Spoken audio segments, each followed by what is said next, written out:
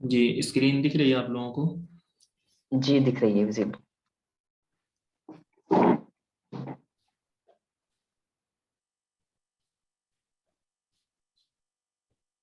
ठीक है, तो क्वेश्चन नंबर है 101। कह रहे हैं कि there is abundant scope for promoting concept learning under which stage of development of learners. ये कह रहे हैं कि मतलब लर्नर के डेवलपमेंट में कौन से स्टेज में सबसे ज्यादा स्कोप होता है कि हम उसके अंदर कंसेप्ट या आइडियाज लर्निंग के हम प्रमोट कर सकें। ठीक है, यहाँ पर लिखा हुआ अबंडेंट स्कोप यानी बहुत ज्यादा कसीर तादाद में लर्नर का वो कौन सा स्टेज होगा जिसको हमें डेवलप करने में बहुत ज्यादा एक तरीके से आसानी होती है, जिसके अंदर हम बहुत ज्यादा कंसेप्ट लर्निंग, ठीक है, यानी आइडियाज वगैरह हम प्रमोट कर सकते हैं। तो पहले में है आपका ड्यूरिंग इन्फेंसी, ठीक है, फिर बी में आपका ड्यूरिंग चाइल्डहुड, सी में आपका ड्यूरिंग एडोलसेंस, डी में आपका है ड्यूरिंग प्री एडोलसेंस। ठीक है, खत्म अगर नहीं आप करने का। देखेंगे यानी option number A, option number B, option number D, ये तीनों तुम्हें एक ही मैंने आंसर कहा है। दूसरे क्वेश्चन वहां से उठा लो। अब दूसरे क्वेश्चन कैसे उठाएंगे जब देखो पढ़ाएंगे। क्या है अन्ना यकूनो कि अबुल जी आदम मोहम्मद सर, जो है। आपकी आवाज आ रही है? अरे यार, बस खुली हुई है क्या? जी हम सोच रहे 9 की क्लास शुरू हो गई शायद। कोई नहीं, बहुत शुक्रिया जो है समझने के लिए, लेकिन जो है अभी जो है फर्स्ट पेपर की ही क्लास होगी। हम भी पढ़ने आ गए हैं आज। जी चलिए। जी ठीक है, तो देखिए जो हमारा ऑप्शन नंबर वन है इसमें दिया है ड्यूरिंग इन्फेंसी। ठीक है, इन्फेंसी का मतलब भी वही होता है यानी बचपना, ठीक है, नाबालिगी वाला जो वो होता है। तो इस तरीके से वो भी कह रहे हैं क्या ये लर्नर का ये स्टेज है जिसके अंदर हम कंसेप्ट लर्निंग को प्रमोट कर सकते हैं। ड्यूरिंग द चाइल्डहुड, तो चाइल्डहुड का मतलब भी यानी बचपना, मतलब बचपने वाला स्टेज ये भी हो गया। ड्यूरिंग द एडोलसेंस, एडोलसेंस इसके अंदर जिसे हम लोगों ने पढ़ा था कि एडोलसेंस होता है क्या, ये वो लर्नर होते जो अभी शबाब की तरफ आ रहे होते हैं यानी अभी जवानी की तरफ आ रहे होते हैं। ड्यूरिंग द प्री एडोलसेंस, तो ये भी बचपने वाले लर्नर हो गए। तो बताइए इनमें से कौन से लर्नर हैं जिनके अंदर मतलब कंसेप्ट लर्निंग को प्रमोट कर सकते हैं, बहुत सी ज्यादा स्कोप होता है। During adolescence. ड्यूरिंग एडोल्सेंस।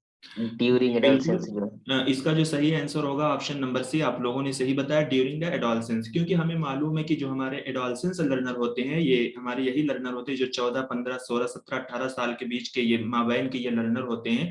इनकी जो आदत होती है यहीं पर ये बिगड़ते भी हैं, यहीं पर ये बनते भी हैं। अगर इन बच्चों को हम अच्छे से गाइड कर ले जाते हैं तो उनकी जिंदगी संवर जाती है, और अगर हम अच्छे से गाइड नहीं कर पाते तो ये बच्चे क्या हो जाते हैं, बिगड़ जाते हैं। ठीक है, तो ये ड्यूरिंग द एडोलसेंस वाला जो स्टेज होता है इसके अंदर हम कंसेप्ट लर्निंग को प्रमोट करने का बहुत ज्यादा स्कोप होता है। ठीक है, तो इसका जो सही आंसर होगा ऑप्शन नंबर सी। जी क्वेश्चन नंबर है 102।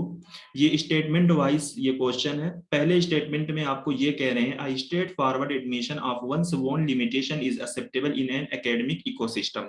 ठीक है, यानी कह रहे हैं कि एकेडमिक इकोसिस्टम में एक्सेप्टेबल है। ठीक है, क्या एक्सेप्टेबल है, वंस ओन लिमिटेशन यानी एक बंदे की खुद की लिमिटेशन यानी उसकी उसकी खुद की जो मियाद है, उसकी खुद की जो हदबंदी है। ठीक है, आई स्ट्रेट फॉरवर्ड एडमिशन यानी स्ट्रेट फॉरवर्ड का मतलब क्या है कि सीधे, जिसे हम लोग बोलते हैं ना कोई स्ट्रेट सीधे जाओ।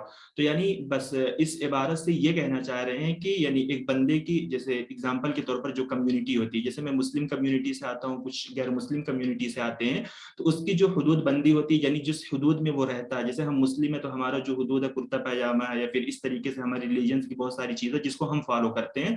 तो कह रहे हैं कि क्या वो उस हदूद बंदी की वजह से वो सारी चीजें आपके एकेडमिक इकोसिस्टम में एक्सेप्टेबल हैं। ठीक है, फिर उसके बाद स्टेटमेंट टू में आपको ये कहना चाह रहे हैं कि sweet corporate talk tends to unmask the weakness of a teacher and makes him her popular in the long run. कह रहे हैं कि स्वीट कारपोरेट टॉक, ठीक है, स्वीट कारपोरेट टॉक का मतलब क्या है, कह रहे हैं कि मीठी मीठी बात यानी जो टीचर अच्छी बात करता है, मीठी मीठी बात करता है, तो कह रहे हैं कि tend to unmask the weakness of a teacher. कह रहे हैं कि वो एक टीचर की वीकनेस को बेनकाब करता है यानी एक टीचर की वीकनेस को दिखाता है and make him popular in the long run, और उसको मतलब एक तवील अरसे तक क्या बनाता है, ये मशहूर बना देता है। यानी कहने का मतलब ये है कि यानी कुछ क्लासरूम में यानी कुछ टीचर जो मतलब अच्छी बातें करते हैं, तो क्या वो टीचर की वीकनेस जाहिर होती है उनकी मीठी बात करने में या उनकी अच्छी बात करने में, क्या वो टीचर की वीकनेस होती है और एक तवील अरसे तक वो उसी चीज में मशहूर रहते हैं। आप लोगों को क्या लगता है? B. Statement is all false. Statement ये 2 तो सही है लेकिन 1 का गलत है शायद। जी, स्टेटमेंट 2 आपको सही लग रहा है रईस? जी तो मुझे लगता है both statements are false. जी नहीं देखिए, मुझे ये स्टेटमेंट फॉल्स होगा। जी कौन सा फॉल्स है? देखिए हमारा जो ये है, इसका जो सही आंसर होगा ऑप्शन नंबर सी। ठीक है, ये देखिए ऑप्शन नंबर ए बिल्कुल सही है, 2 आपका गलत। 2 आपका क्यों गलत है? देखिए स्वीट कॉर्पोरेट टॉक, अगर हम देखें अपने लर्नर के एतबार से देखें, लर्नर की हैसियत से देखें, जो टीचर अच्छे से बात करता है, पोलाइटी वे में बात करता है, ठीक है, उसकी बात बहुत अच्छी होती है, बहुत ज्यादा कड़क नहीं होती है, तो हम जो स्टूडेंट होते हैं हम ऐसे ही टीचर को ज्यादा लाइक करते हैं कि इनका नेचर बहुत अच्छा है। और ये क्या कह रहे हैं कि जो टीचर अच्छी बात करता है, यानी स्वीट कॉर्पोरेट, यानी बहुत ज्यादा पोलाइटी वे में बात करता है, तो वो टीचर की वीकनेस है। तो ऐसा तो है नहीं कि वो टीचर की वीकनेस होती है, वो टीचर की एक अच्छी आदत में शामिल होती है कि टीचर लर्नर से अच्छी तरीके से बिहेव करे, अच्छी तरीके से बात करे। ठीक है, और यहाँ पर ये कहने का क्यों सही है, जैसे हमें मालूम है कि चाहे हम देखिए, चाहे हमारा मुस्लिम इंस्टीट्यूशन होता है उसमें भी दूसरे रिलीजन्स के लोग पढ़ते हैं, ठीक है, और चाहे गैर मुस्लिम इंस्टीट्यूशन होता है उसमें भी मुस्लिम रिलीजन्स के लोग पढ़ते हैं। इस वजह से वो एकेडमिक इकोसिस्टम में वो सारी चीजें एक्सेप्टेबल होती हैं, ऐसा नहीं है कि वो एक्सेप्टेबल नहीं है। ठीक है, वो बात यही कहना चाह रही है। जैसे अलीगढ़ हमारी मुस्लिम यूनिवर्सिटी, तो उसके अंदर भी बहुत सारे रिलीजन्स के लोग पढ़ते हैं, सिर्फ मुस्लिम नहीं पढ़ते। बेचू है तो इसके अंदर भी बहुत सारे रिलीजन्स के लोग पढ़ते हैं, दूसरे सिर्फ उसी रिलीजन्स के लोग नहीं पढ़ते, कि उसके अंदर वो चीजें एक्सेप्टेबल नहीं होंगी। तो वो एकेडमिक इकोसिस्टम के अंदर वो सारी चीजें एक्सेप्टेबल हैं, लेकिन जो हमारा स्टेटमेंट 2 है वो बिल्कुल गलत है, क्योंकि एकदम सरीह लिखा हुआ है कि unmask the weakness of a teacher. तो ऐसा नहीं है कि टीचर अगर अच्छे से बात करता है, कॉर्पोरेट बात होती है, उसकी एक स्वीट तरीके से बात होती है, तो टीचर की कमजोरी नहीं होती है, टीचर की एक अच्छाई होती है कि बच्चों से अच्छी तरीके से बात करे। ठीक है सर ये स्टेटमेंट 1 से एक बार फिर से पढ़िए। जी, देखिए, a straightforward admission of one's own limitation is acceptable in an academic ecosystem। ठीक है, कह रहे हैं कि एकेडमिक इकोसिस्टम में एक्सेप्टेबल है एक की खुद की लिमिटेशन। तो जो ओन से लिमिटेशन है, इसका क्या मतलब? ओन से लिमिटेशन में हम आते हैं, अपनी माइनॉरिटी के लोग आते हैं, अगर इसकी आप वो देखेंगे डिफिनेशन या इसकी तौजीह देखेंगे, ओन से लिमिटेशन में यानी हम माइनॉरिटी के जो लोग आते हैं और अलग अलग तरीके के लोग आते हैं, तो हर बंदा अपने ही एतबार से क्या होता है, एकेडमिक इकोसिस्टम में वो एक्सेप्टेबल होता है। ऐसा नहीं है कि एक ही माइनॉरिटी को लोग ही सिर्फ उस एकेडमिक इकोसिस्टम के अंदर आएंगे, अगर वो पर्टिकुलर किसी रिलीजन से रिलेट करता है, जैसे मैंने बताया पर्टिकुलर नाम लिया अलीगढ़ मुस्लिम यूनिवर्सिटी का, तो इसके अंदर बहुत सारे लोग आते हैं, हर एक अपनी हद बंदी अपनी लिमिटेशन की वजह से ही वहां पर जाते हैं और सबको एक्सेप्ट किया जाता है। ऐसा नहीं है कि आप अगर मुस्लिम से नहीं है तो आपको नहीं एक्सेप्ट किया जाएगा। सर इसमें ये सेकंड जो स्टेटमेंट है हमारा, मैक्सिम या हर popular in the long run, popular in the long run का क्या मतलब है? पॉपुलर का मतलब कह रहे हैं कि यानी ये जो टीचर की वीकनेस है ना, ये हाँ उनको मशहूर बनाता है तवील अरसे तक, यानी तवील अरसे तक। जैसे नहीं होता हम लोग कहते हैं ये टीचर ऐसे हैं, ये टीचर ऐसे हैं, टीचर ऐसे हैं, बोलते रहते हैं ना, कि यानी जिस टीचर की बात में जो बात उड़ जाती है तो वो हमेशा उड़ती ही रहती है, यानी अगरचे वो अच्छा काम करेंगे लेकिन अगर कुछ बुरे काम की वजह से कोई बात ऐसी उड़ जाती है तो वो मशहूर रहते हैं। बात ये कहना चाह रहे हैं यहाँ पर। हाँ, ठीक है सर, शुक्रिया। जी, तो ये क्वेश्चन नंबर है 103। तो इसका आंसर आप लोग बताएं, क्योंकि इसको आप लोगों ने बहुत डिटेल में पढ़ा है। CBCS provide an opportunities for student to choose course. तो सीबीसीएस के अंदर कौन से कोर्सेज होते हैं जिसको हम लोग चूज कर सकते हैं? कोर कोर्स है, इन्वायरमेंटल एजुकेशन है, इलेक्टिव कोर्स है, कंप्यूटर कोर्स या एबिलिटी इनहेंसमेंट कोर्स। और मुझे ये भी बताइए कि एक सेमेस्टर जो हमारा होता है वो कितने वीक्स का होता है, ठीक है, और उसके अंदर जो टीचिंग के डेज होते हैं वो कितना, मतलब कितने होते हैं, कोई बताए हमें। ऑप्शन बी है सर। जी, A C and D. ACE। जी बिल्कुल, आपने तो सही बताया है कि इसका जो सही आंसर होगा ऑप्शन नंबर है, क्योंकि देखिए हमारा जो कोर कोर्स होता है जिसको हमें करना कंपलसरी होता है, ठीक, जिसको सी से यानी कंपलसरी, जिसको हम छोड़ नहीं सकते। इन्वायरमेंटल एजुकेशन ये मतलब सीबीसीएस प्रोवाइड नहीं करता, ये हमारे सब्जेक्ट के अंदर ये सारी चीजें दाखिल हो जाती है। इलेक्टिव कोर्स ये हमारे जेनरिक कोर्सेज होते हैं, ठीक है। कंप्यूटर कोर्स भी नहीं आते। एबिलिटी इनहेंसमेंट कोर्स होता है, इसकी 2 टाइप्स होती है ना, एक एबिलिटी इनहेंसमेंट कंपलसरी कोर्सेज होता है, एक एबिलिटी स्किल कोर्स होता है, ठीक है। तो ये भी हमारे सीबीसीएस के अंदर दाखिल है। तो इसका जो सही आंसर है ऑप्शन नंबर बी। अच्छा, ये किसी को वीक मालूम है कि एक जो सेमेस्टर होता है हमारा कितने वीक का होता है? सर आई थिंक 12 वीक होते हैं। नहीं नहीं नहीं, हमने तो पढ़ा था 15 से 18 वीक के होते हैं। ठीक है। हाँ। यानी कि ये साइंस वालों के होते हैं, ये हमारे आर्ट वालों को, इनका क्यों ज्यादा हो जाता है, क्योंकि इनके अंदर इनको प्रैक्टिकल वगैरह भी करवाया जाता है। ठीक है, हमारे अंदर जो होता है इतना प्रैक्टिकल वगैरह नहीं होते हैं आर्ट की फील्ड में। और टीचिंग के जो डेज बताए गए थे वो 90 डेज बताए गए थे 90। जी।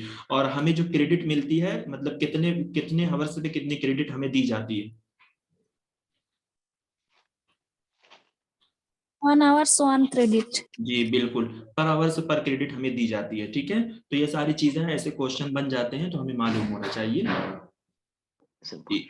ये क्वेश्चन नंबर 104 कह रहे in Gagne's learning hierarchy which of the following learning types immediately precede concept learning.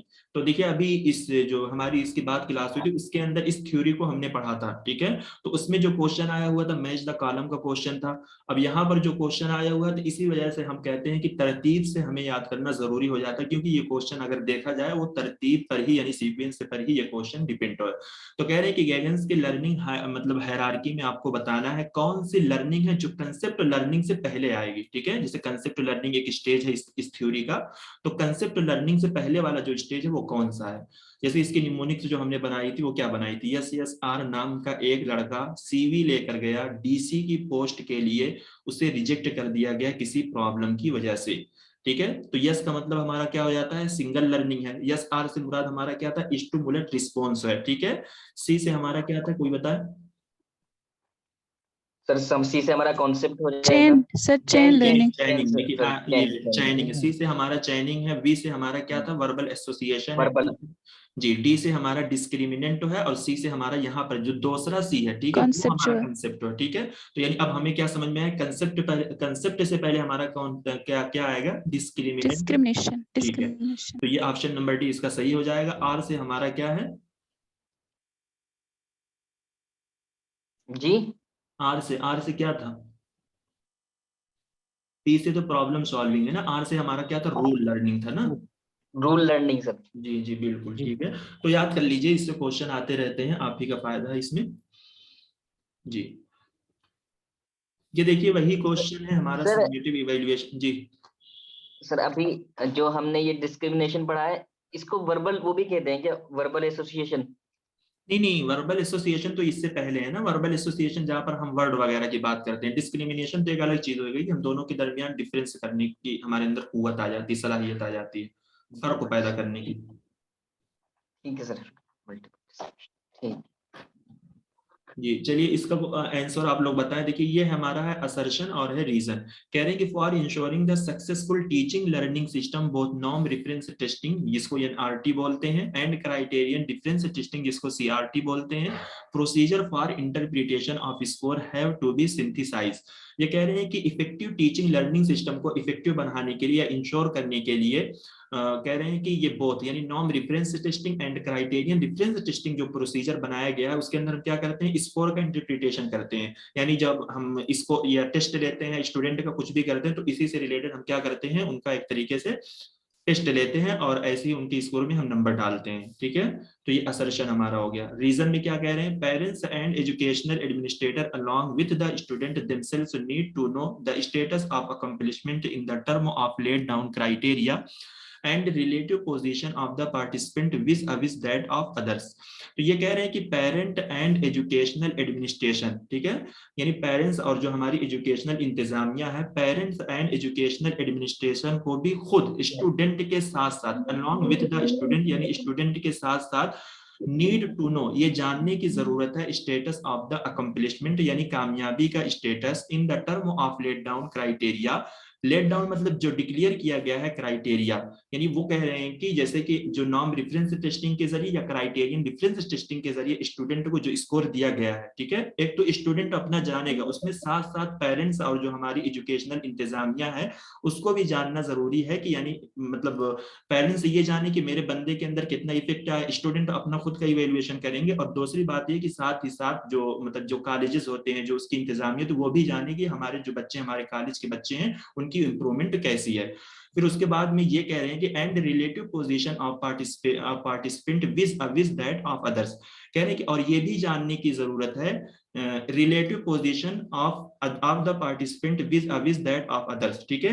यानी और ये भी जानने की मतलब हमें जरूरत है रिलेटिव पोजीशन दूसरे पार्टिसिपेंट के। दूसरे पार्टिसिपेंट से मुराद ये है कि जैसे नॉर्म रेफरेंस टेस्टिंग में हमें मालूम होता है कि एक बंदे की जो परफॉर्मेंस होती है वो किसके साथ की जाती है, पूरी की पूरी एक ग्रुप के साथ कंपेयर की जाती है, ठीक है। तो यानी वो ये कह रहे हैं कि साथ ही साथ पेरेंट्स अपना इवेल्युएशन करे, अपने बच्चों का करे, इसी तरीके से एजुकेशनल जो एडमिनिस्ट्रेशन है वो भी करे, और उसके अंदर जो अदर पार्टिसिपेंट मौजूद है उसके साथ में भी हमें अपने आप को क्या करना है, कंपेयर करना है। तो क्या असर्शन रीजन आपको सही लग रहा है दोनों? जी ए पार्ट। Ji option A. जी देखिए हमें मालूम है और इस तरीके से हमने बहुत सारे क्वेश्चन किए हैं। नॉर्म रेफरेंस वन लाइन वाला भी, स्टेटमेंट वाला भी किया। देखिए ये असर्शन रीजन का क्वेश्चन है, मैच द कॉलम का भी क्वेश्चन हमने किया है। तो ये टॉपिक मेरे ख्याल से अब आप लोगों को बहुत अच्छे तरीके से आप लोगों के जहन में आ गई होगी। तो इसका जो सही आंसर है ऑप्शन नंबर ए, ठीक है जी। क्वेश्चन नंबर 16 कह रहे हैं कि the following is a list of some basic teaching competency identified through various research on teaching which among of them fall in the domain of the behaviour competency. तो ये behaviour competency आपसे पूछी गई है। Self efficacy, planning, locus of control, communicating and flexibility. जी आपको बताना है ये चारों ऑप्शन में से आप लोग बताएं कि ये कौन कौन सी कॉम्पिटेंसी है। ये पहली वाली क्या है? Option D Personal. है सर, बिहेवियरल। जी ऑप्शन नंबर डी इसका आंसर है। ठीक है, आपने तो इसका आंसर सही दिया, बिल्कुल सही है। तो ऑप्शन नंबर डी इसका सही आंसर है। ये सेल्फ एफिकेसी को मतलब टीचर की किस कॉम्पिटेंसी से ये रिलेट करती है, टीचर की कौन सी सलाहियत से? Personal competency. Personal. ठीक है, और ये locus of control? Looks of control ये भी सर पर्सनल। पर्सनल। बिल्कुल। और ये फ्लेक्सिबिलिटी जो है ये भी सर। नहीं क्या क्या मतलब ये जो हम फ्लेक्सिबिलिटी है किससे रिलेट करती है टीचर की? ये हमारी स्टाइल रिलेटेड कॉम्पिटेंसी से रिलेट करती है। जी स्टाइल कॉम्पिटेंसी। कॉम्पिटेंसीज। अच्छा, आप लोगों ने अगर गौर किया होगा तो आपको ये मालूम होगा कहीं कहीं जो हमारा लिखा हुआ आता है self efficacy and locus of control, यानी एक ही साथ लिख कर आता है, ठीक है। और वो क्वेश्चन बनाने वाले के ऊपर है कि वो आपको किस तरीके का क्वेश्चन देकर वो किस तरीके से ऑप्शन को वो फ्रेम कर दें, ठीक है। अब वही क्या है, उसी लफ्ज को यहाँ पर अलग अलग बिल्कुल कर दिया, तो 2 ऑप्शन बन गए हैं। और इसी को ये मिलाकर भी लिख सकते हैं, जैसे प्लानिंग एंड कम्युनिकेटिंग भी करके वो लिख सकते हैं, ठीक है। तो हमें कंफ्यूज नहीं होना इन सारी चीजों में। तो इसका जो सही आंसर है option number D G. In which level of teaching the main focus is laid on capturing and system presentation of ideas and information। तो यहाँ पर दिया है आइडिया एंड इंफॉर्मेशन दिया है, कैप्चरिंग दिया है, सिस्टमेटिक या सिस्टम प्रेजेंटेशन दिया है। ये है क्या, कौन से लेवल से? Option A sir. Option A sir, memory level.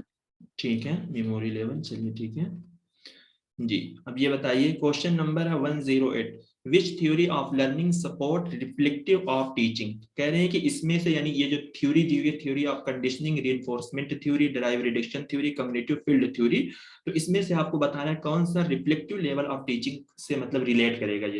ये थ्योरी के एतबार से इन्होंने क्वेश्चन पूछ लिया है। मतलब इसमें अगर आप थोड़ा सा भी जहन लगाएंगे ना तो आप बिल्कुल समझ जाएंगे कि मतलब रिफ्लेक्टिव लेवल ऑफ टीचिंग हमारा किस लेवल का होता है और किस चीज से वो रिलेट करता है। Sir D, sir D. हाँ जी, आप लोगों ने सही इसका आंसर दिया। देखिए कॉग्निटिव फील्ड थ्योरी जो है ये हमारी माइंड से रिलेट करती है, ठीक है। और हमें भी मालूम है कि जो रिफ्लेक्टिव लेवल ऑफ टीचिंग होती है वो बिल्कुल प्रॉब्लम सॉल्विंग होती है, तो उसका भी हम जहन ही से इस्तेमाल करते हैं, हाई लेवल की होती है, ठीक है। तो इसका जो सही आंसर वो ये होगा। जैसे देखिए रीइंफोर्समेंट थ्योरी जो है उसको हम लोगों ने अभी पढ़ा था, जैसे हमने पढ़ा था बीएफ स्किनर की जो थ्योरी थी, जिसके अंदर हमने बताया था कि पनिशमेंट होती है, रीइंफोर्समेंट किस तरीके से, जैसे जो रैबिट था वो किस तरीके से उसकी आदत को या उसके बिहेवियर को मॉडिफाई किया गया था, ठीक है। ये थ्योरी ऑफ कंडीशनिंग इसको हम लोग पढ़ते हैं। डिराइव रिडक्शन थ्योरी, इस मर्तबा इस थ्योरी से क्वेश्चन आए हुए थे, डिराइव रिडक्शन थ्योरी से, ठीक है। तो अब हम कह सकते हैं कि पीवाईक्यूज में हमें करना कितना जरूरी होता है, क्योंकि देखिए ये 2021 का क्वेश्चन है, डिराइव रिडक्शन थ्योरी ये ऑप्शन में दिया हुआ, लेकिन इस बार इस थ्योरी से, इस पर्टिकुलर थ्योरी से क्वेश्चन आए हुए हैं, ठीक है। तो ये theory of the classical conditioning है क्या, ठीक है। क्लासिकल जिसको हम लोग बोलते हैं एक तरीके से पुराना, जिसे क्लासिकल म्यूजिक बोलते हैं ना, पुरानी जो म्यूजिक होती है, तो ये बहुत पुराना तरीका है। और कंडीशनिंग का अगर दूसरे लफ्ज में हम माना नहीं, जिसको हम लोग क्या बोलते हैं, ट्रेनिंग बोलते हैं, ठीक है। कह रहे हैं theory of the classical conditioning discover by the Pavlov, a Russian psychologist. अब जैसे हमसे क्या है, नाम भी पूछा जा रहा है, तो हमें नाम भी याद रखना है किसने दिया और ये बंदा है कहाँ का, ठीक है। तो ये रसिया का है। कह रहे हैं the conditioning theory of learning describe a form of learning where learning occurs as a result of associating a condition or stimulus with a particular reaction or response. ठीक है, जैसे हमने उसमें कहा था कि जो हमारी ये वाली थ्योरी होती है रीइंफोर्समेंट थ्योरी, ये क्या होती है, ये रिस्पॉन्स होती है, पहले इसमें रिस्पॉन्स आएगा तब जाकर स्टिमुलस आएगा। ठीक है, जैसे मैंने कहा कि मदर ने अपने बच्चे से कहा कि अगर तुम होमवर्क को पूरा करोगे तभी मैं तुमको क्या दूंगी, गेम खेलने के लिए दूंगी या फिर आपको टीवी देखने के लिए दिया जाएगा। तो इसका मतलब क्या है कि बच्चा जो होमवर्क करेगा यानी पहले वो रिस्पॉन्स करके अपनी माँ को देगा, ठीक है, फिर उसकी माँ उसको स्टिमुलेट करेगी यानी उसको वो चीज देगी। ठीक है, इसमें क्या होता है कि ये डिफरेंस हमें याद रखना है, इसमें पहले रिस्पॉन्स आएगा फिर स्टिमुलस आएगा, और इसमें क्या था, इसमें पहले स्टिमुलस आएगा फिर रिस्पॉन्स आता है। ठीक है, ये दोनों का डिफरेंस है, इससे भी क्वेश्चन आए हुए हैं। तो इसी स्टिमुलस रिस्पॉन्स रिस्पॉन्स स्टिमुलस में हमें कंफ्यूज करते हैं। तो रीइंफोर्समेंट थ्योरी, ठीक है, रीइंफोर्समेंट थ्योरी पहले आर लगा हुआ है। ठीक है, तो इसमें हम क्या याद रखेंगे, रिस्पॉन्स पहले है स्टिमुलस बाद में है, और यहाँ पर क्या है, स्टिमुलस पहले है रिस्पॉन्स बाद में है। तो ये कह रहे हैं कि सर जो थ्योरी ऑफ कंडीशन की मिसाल एग्जांपल देना सर, क्यों सही से क्लियर नहीं हुआ। किसकी किसकी रीइंफोर्समेंट थ्योरी की? No no no sir, theory of conditioning. जी जी, देखिए ये है ना, ये है, ये सामने जो डायग्राम मैं अभी बता रहा हूँ आपको, ये है क्या। ठीक है, इस डायग्राम से आपको बहुत अच्छे तरीके से समझ में आया किस तरीके से इसको मतलब इसको ट्रेन किया गया, इसके बिहेवियर को, कुत्ते के बिहेवियर को मॉडिफाई किया गया है। ये कह रहे हैं कि ये लर्निंग होती है जब कोई कंडीशन या उससे या कोई स्टिमुलर उसके साथ अटैच होता है, तब उसके बाद क्या होता है, विद अ पर्टिकुलर रिएक्शन या रिस्पॉन्स, फिर उसके साथ हम क्या करते हैं, एक रिएक्शन देते हैं या रिस्पॉन्स देते हैं। ठीक है, कह रहे हैं कि human behaviour is shaped by habit we pick up in response to certain situation in life and is the outcome of learning by conditioning theory. तो यानी ये कह रहे हैं कि ह्यूमन के बिहेवियर को हम मॉडिफाई कर देते हैं। ठीक है, पहले स्टिमुलेट उसको करेंगे तो जिससे धीरे धीरे हम उसको स्टिमुलेट करते हैं, फिर उसके बाद वो बंदा क्या हो जाता है, बिल्कुल एक तरीके से उसके बिहेवियर को मॉडिफाई कर दिया जाता है, यानी जो वो करता है। देखिए यहाँ पर जो लिखा हुआ बिफोर कंडीशनिंग लिखा हुआ, before conditioning, during, during, after. ठीक है, इसमें हमें समझने वाली जरूरत है। जैसे ये जो रसियन है, ठीक है, पावलोव, इन्होंने क्या किया कि एक डॉग को एक दिन भर, ठीक है, यानी बंद करके रखा, पिंजरे में कैद करके रखा, उसको खाना नहीं दिया। ठीक है, खाना नहीं दिया तो वो बिल्कुल भूखा था। तो जब उसके सामने ये खाना लेकर आया, ठीक है, तो ये खाना देखकर, ठीक है, जैसे होता है ना कि अच्छी चीज देखकर या महक सूंघकर हम, जैसे हम लोगों की भी तबीयत होने लगती है, जैसे जुबान पे पानी आ जाता है कि ये चीज हमें मिल जाए। तो यानी एक तो ये डॉग जो था ये दिन भर भूखा था, तो इसने क्या किया कि उसको एक दिन भूखा रखने के बाद जब खाना दिया तो खाने की महक से इसके मतलब मुंह में से क्या सलाइवा निकलने लगा, यानी लार चूने लगी। ठीक है, ये जिसको सलाइवा बोलते हैं, ये बिफोर कंडीशनिंग है। ठीक है, तो इसको हम क्या बोलते हैं, अनकंडीशन स्टिमुलस। ठीक है, अनकंडीशन स्टिमुलस का मतलब क्या, यानी ये नेचुरल चीज है, यानी अभी इसकी कंडीशनिंग नहीं हो रही है यहाँ पर। ठीक है, ये क्या है, अनकंडीशन स्टिमुलस है, यानी अनकंडीशन स्टिमुलस, यानी इसका ये फूड था, यानी ये नेचुरली ये फूड आया, फूड की महक की वजह से इसके अंदर से सलाइवा निकल गया। और क्यों निकला, क्योंकि ये था दिन भर पूरा भूखा था।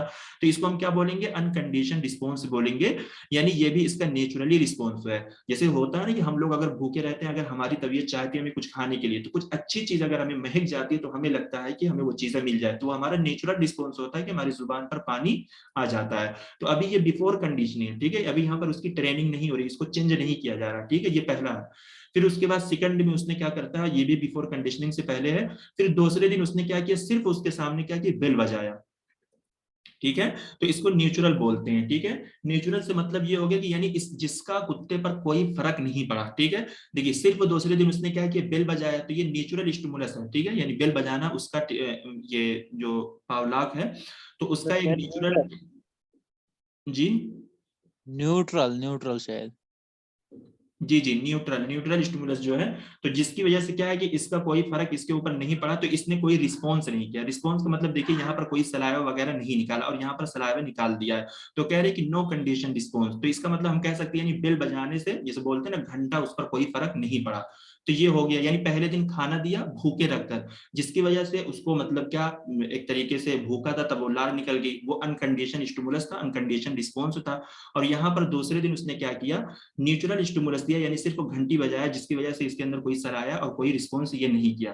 फिर उसके बाद देखिए अब कंडीशन का दौरान यहाँ पर चल रहा, ड्यूरिंग द कंडीशनिंग यानी ड्यूरिंग द ट्रेनिंग, उसने क्या किया, पहले घंटी बजाया, फिर उसके बाद कुछ देर के बाद खाना दिया इसको। ठीक है, पहले घंटी बजाया, कुछ देर के बाद खाना दिया, तो उसने क्या दिया, खाना देखने के बाद इसने क्या किया, ये लार मतलब सलाइवा इसने निकाल दिया, तो ये भी हमारा क्या हुआ, अनकंडीशन रिस्पॉन्स हुआ। अनकंडीशन का मतलब ये भी नेचुरली हुआ। ये तीसरे दिन की बात है, यानी घंटी पहले बजाया फिर उसके बाद खाना दिया, तो उसके बाद लगातार ये रोज करता रहा, यानी पहले घंटी बजाता फिर उसके बाद लाकर इसको खाना देता, पहले घंटी बजाता फिर कुछ देर के बाद लाकर इसको खाना देता, ठीक है, पहले घंटी बजाता फिर कुछ देर के बाद लाकर इसको खाना देता, यानी इस तरीके से रोज रोज किया कि यानी एक तरीके से इसकी ट्रेनिंग हो गई।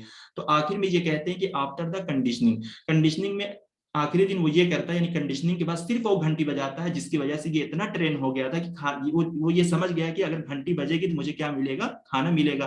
तो आफ्टर द कंडीशनिंग, कंडीशनिंग के बाद उसने क्या किया, सिर्फ बेल बजाया, जिसकी वजह से उसने रिस्पॉन्स किया, यानी सलाइवा यहाँ पर वो निकाल दिया, वो समझ गया कि मेरा फूड आने वाला है, ठीक है। तो ये क्या हो गया, ये कंडीशन रिस्पॉन्स हो गया और ये कंडीशन स्टिमुलस हो गया, यानी यहाँ पर अब मुकम्मल तरीके से इस कुत्ते की ट्रेनिंग हो गई है। अब ये समझ गया है कि अगर मुझे घंटी बजाई जाएगी तो इसका मतलब ये है कि मुझे खाना दिया जाएगा, ठीक है। ये है इस थ्योरी का मतलब। ठीक। समझ में आया रईस? आप में से किसी को ना समझ में आया हो?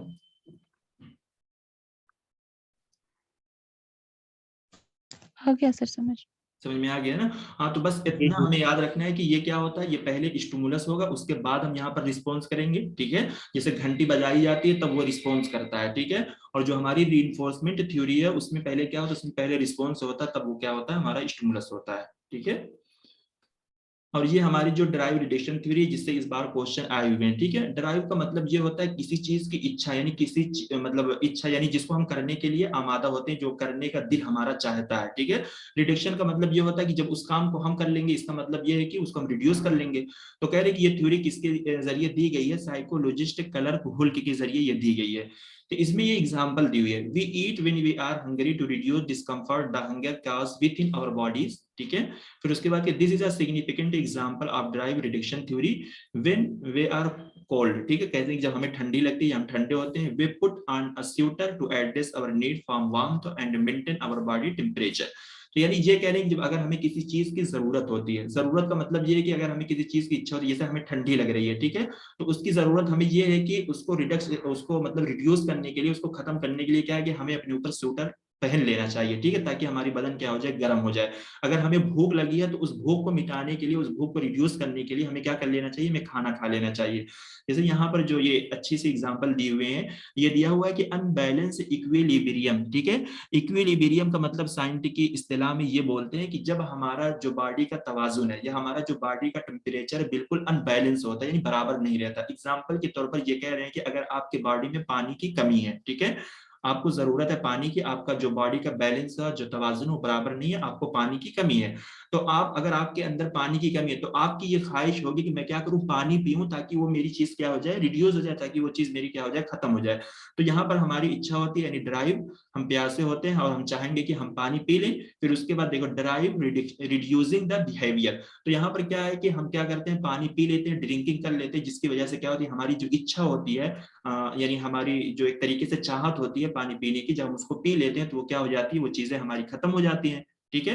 फिर उसके बाद क्या है, बैलेंस रिस्टोर, ये चीज खत्म, यानी फिर क्या, हमने पानी पी लिया, चीजें हमारी क्या होगी, खत्म होगी। तो इस थ्योरी का, इस नाम से ही थ्योरी बहुत क्लियर है, ड्राइव रिडक्शन थ्योरी, यानी जिस चीज की हमें चाहत हो उसको हमें करके क्या कर लेना चाहिए, पूरी कर लेना चाहिए। जैसे हमें नेट निकालने की चाहत है, अभी हम क्या, अभी हम ड्राइव के लेवल पर है, यानी हमारी चाहत है कि हमें जेआरएफ चाहिए। जब हम जेआरएफ पर जाएंगे तो क्या हो जाएगा, हमारा रिडक्शन हो जाएगा, यानी हमने क्या कर लिया, अपनी मोटिवेशन को पूरा कर लिया। बात यही है, इस थ्योरी को भी मोटिवेशन के लेवल में लेते हैं, यानी जिस चीज के हमारे अंदर मोटिवेशन होती है, जिस चीज को हम करना चाहते हैं, उस चीज को हमें कर लेना चाहिए, उस चीज को हमें हासिल कर लेना चाहिए, ठीक है। तो ये नाम वगैरह याद रखें, और थोड़ा सा थीम हमें मालूम होगी कि इसमें क्या है कि अगर हमें किसी चीज की जरूरत होती है, उसको हम पूरा कर लेते हैं तो हमारी पूरी हो जाती है। बस ये थीम वगैरह याद रखें। तो अगर ऐसे क्वेश्चन कभी भी आएंगे, और इस बंदे का नाम रख लें, ठीक है, क्योंकि ऐसे बहुत सारे थ्योरी से क्वेश्चन बनाए गए हैं, सिर्फ उनका नाम भी पूछा गया है, ठीक है, तो नाम भी पूछ सकते हैं आपसे। और ये हमारी कॉग्निटिव फील्ड थ्योरी है, इसमें कुछ नहीं है, ये हमें मालूम है कि जैसे यहाँ पर पहले स्टिमुलस होगा, ठीक है, हमें स्टिमुलेट किया जाएगा, हमें कुछ बताया जाएगा, कुछ पढ़ाया जाएगा, फिर उसके बाद बीच का जो हमारा लेवल होगा एक कॉग्निटिव प्रोसेस होगा, ठीक है, जिसको हम जहन से समझेंगे, सोचेंगे, ये सारी चीजें होंगी, फिर उसके बाद हम क्या करते हैं, रिस्पॉन्स करते हैं। तो इसमें जो है हमारी ये वाली थ्योरी है, ड्राइव रिडक्शन थ्योरी है, और इसी तरीके से थ्योरी ऑफ क्लासिकल कंडीशनिंग, ये थ्योरी है। अरे एक बार फिर से ये कॉग्निटिव फील्ड थ्योरी, जी, एक बार फिर से सर, ये कॉग्निटिव जो थ्योरी थी, कॉग्निटिव जी, जी ये सर। कॉग्निटिव फील्ड थ्योरी जो है इसमें कुछ नहीं है, मैं ये कह रहा हूँ कि ये जो है ये हमारी माइंड से रिलेट करती है, ठीक है। इसमें यही कह रहे हैं कि a person learn through differentiating, generalizing and restructuring his person and his psychological environment in such a way that he acquire new or change inside of meaning and achieve change, ठीक है। यहाँ पर दिए achieve change in motivation, grace, belongingness, time perspective and ideology and gain control of himself and his world। तो देखिए यहाँ पर वही बात ये कह रही है कि कॉग्निटिव थ्योरी वो होती है जहां पर हम अपने जहन का इस्तेमाल करते हैं, ठीक है। और जहन का इस्तेमाल करके हम अपनी चीजों को अचीव करते हैं, अपने गोल को अचीव करते हैं, जिसकी वजह से हमारे जहन में आइडियाज आती हैं, हमारे ऊपर हमारा खुद का कंट्रोल होता है। अगर हमारा अपने ऊपर खुद का कंट्रोल होगा तो हम अपने आसपास का इन्वायरमेंट का और दीगर सारी चीजों का हम कंट्रोल रख सकेंगे। तो उसमें ये कह रहे हैं कि कॉग्निटिव फील्ड थ्योरी में क्या होता है कि यहाँ पर टीचर पहले आपको क्या करेगा, स्टिमुलेट करेगा। स्टिमुलेट करने का मतलब ये है कि टीचर आपको पढ़ाएगा, कुछ आपको इंस्ट्रक्शन देगा जिसकी वजह से आप मोटिवेट होगे, आप रिस्पॉन्स करना चाहोगे। तो आप रिस्पॉन्स कब करोगे, टीचर की बात को पहले अपने जहन में लेकर जाओगे तभी ना रिस्पॉन्स करोगे, यानी कॉग्निटिव प्रोसेस जहन के प्रोसेस में लेकर जाओगे, सोचोगे समझोगे, उसके बाद ही ना आप रिस्पॉन्स करोगे। तो वही कह रहे हैं कि उसके बाद ये रिस्पॉन्स का नंबर आएगा, ठीक है। तो ये सिंपल सा है, ये कोई बहुत नहीं है, लेकिन हमारी जो ये क्लासिकल कंडीशनिंग थ्योरी है और जो ये हमारी ड्राइव डिडक्शन थ्योरी है, इन दोनों थ्योरी से क्वेश्चन आए हुए हैं। तो इसको आप लोग अपने जहन में रख लें और इसका थोड़ा सा मतलब कंसेप्ट बिल्कुल क्लियर कर लें, किस तरीके से इसके अंदर ट्रेन किया गया और किस तरीके से हमारी जो ये वाली थ्योरी थी रीइंफोर्समेंट थ्योरी, इसमें किस तरीके से चेंज किया गया था। इसमें क्या होता है, इसका जो सबसे बड़ा कीवर्ड है रीइंफोर्समेंट होता है ना, यानी इसमें बार बार करवाया जाता है। जैसे चूहा क्या गलत बटन दबाता था तो उसको शॉक लगती थी, और अच्छी बटन दबाता था तो उसको क्या मिलता था, खाना मिलता था। तो बार बार इस तरीके से वो अपने आप को मुस्तहकम कर रहा था। जैसे हम लोगों की भी ट्रेनिंग इस कदर हो गई है कि हम लोग मोबाइल खोलते नहीं कि फौरन जो हमारा मतलब हाथ होता है वो डायरेक्ट व्हाट्सएप को जो लोगो होता है उसी पर जाता है।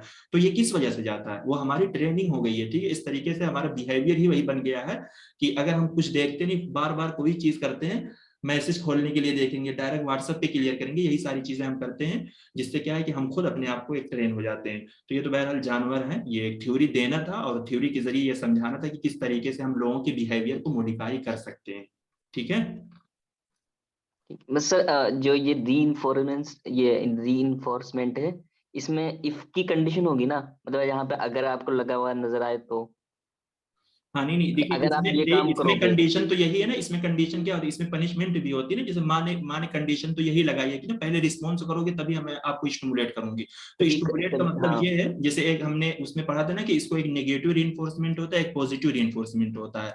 जो नेगेटिव जी रीइंफोर्समेंट होता है, एग्जाम्पल के तौर पर अगर बच्चे ने होमवर्क करके नहीं लाया तो माँ क्या करेगी, क्या उसको देखने के लिए देगी, नहीं, उस पर माँ क्या करेगी, उसकी मारी। पिटाई करेगी। तो वो निगेटिव हम्म, मतलब निगेटिव इन्फोर्समेंट है, यानी उसके उस जो मतलब लड़का काम नहीं करेगा उसके उस आदत को माँ क्या करेगी, सुधारेगी ताकि वो सही लेवल पर आ जाए।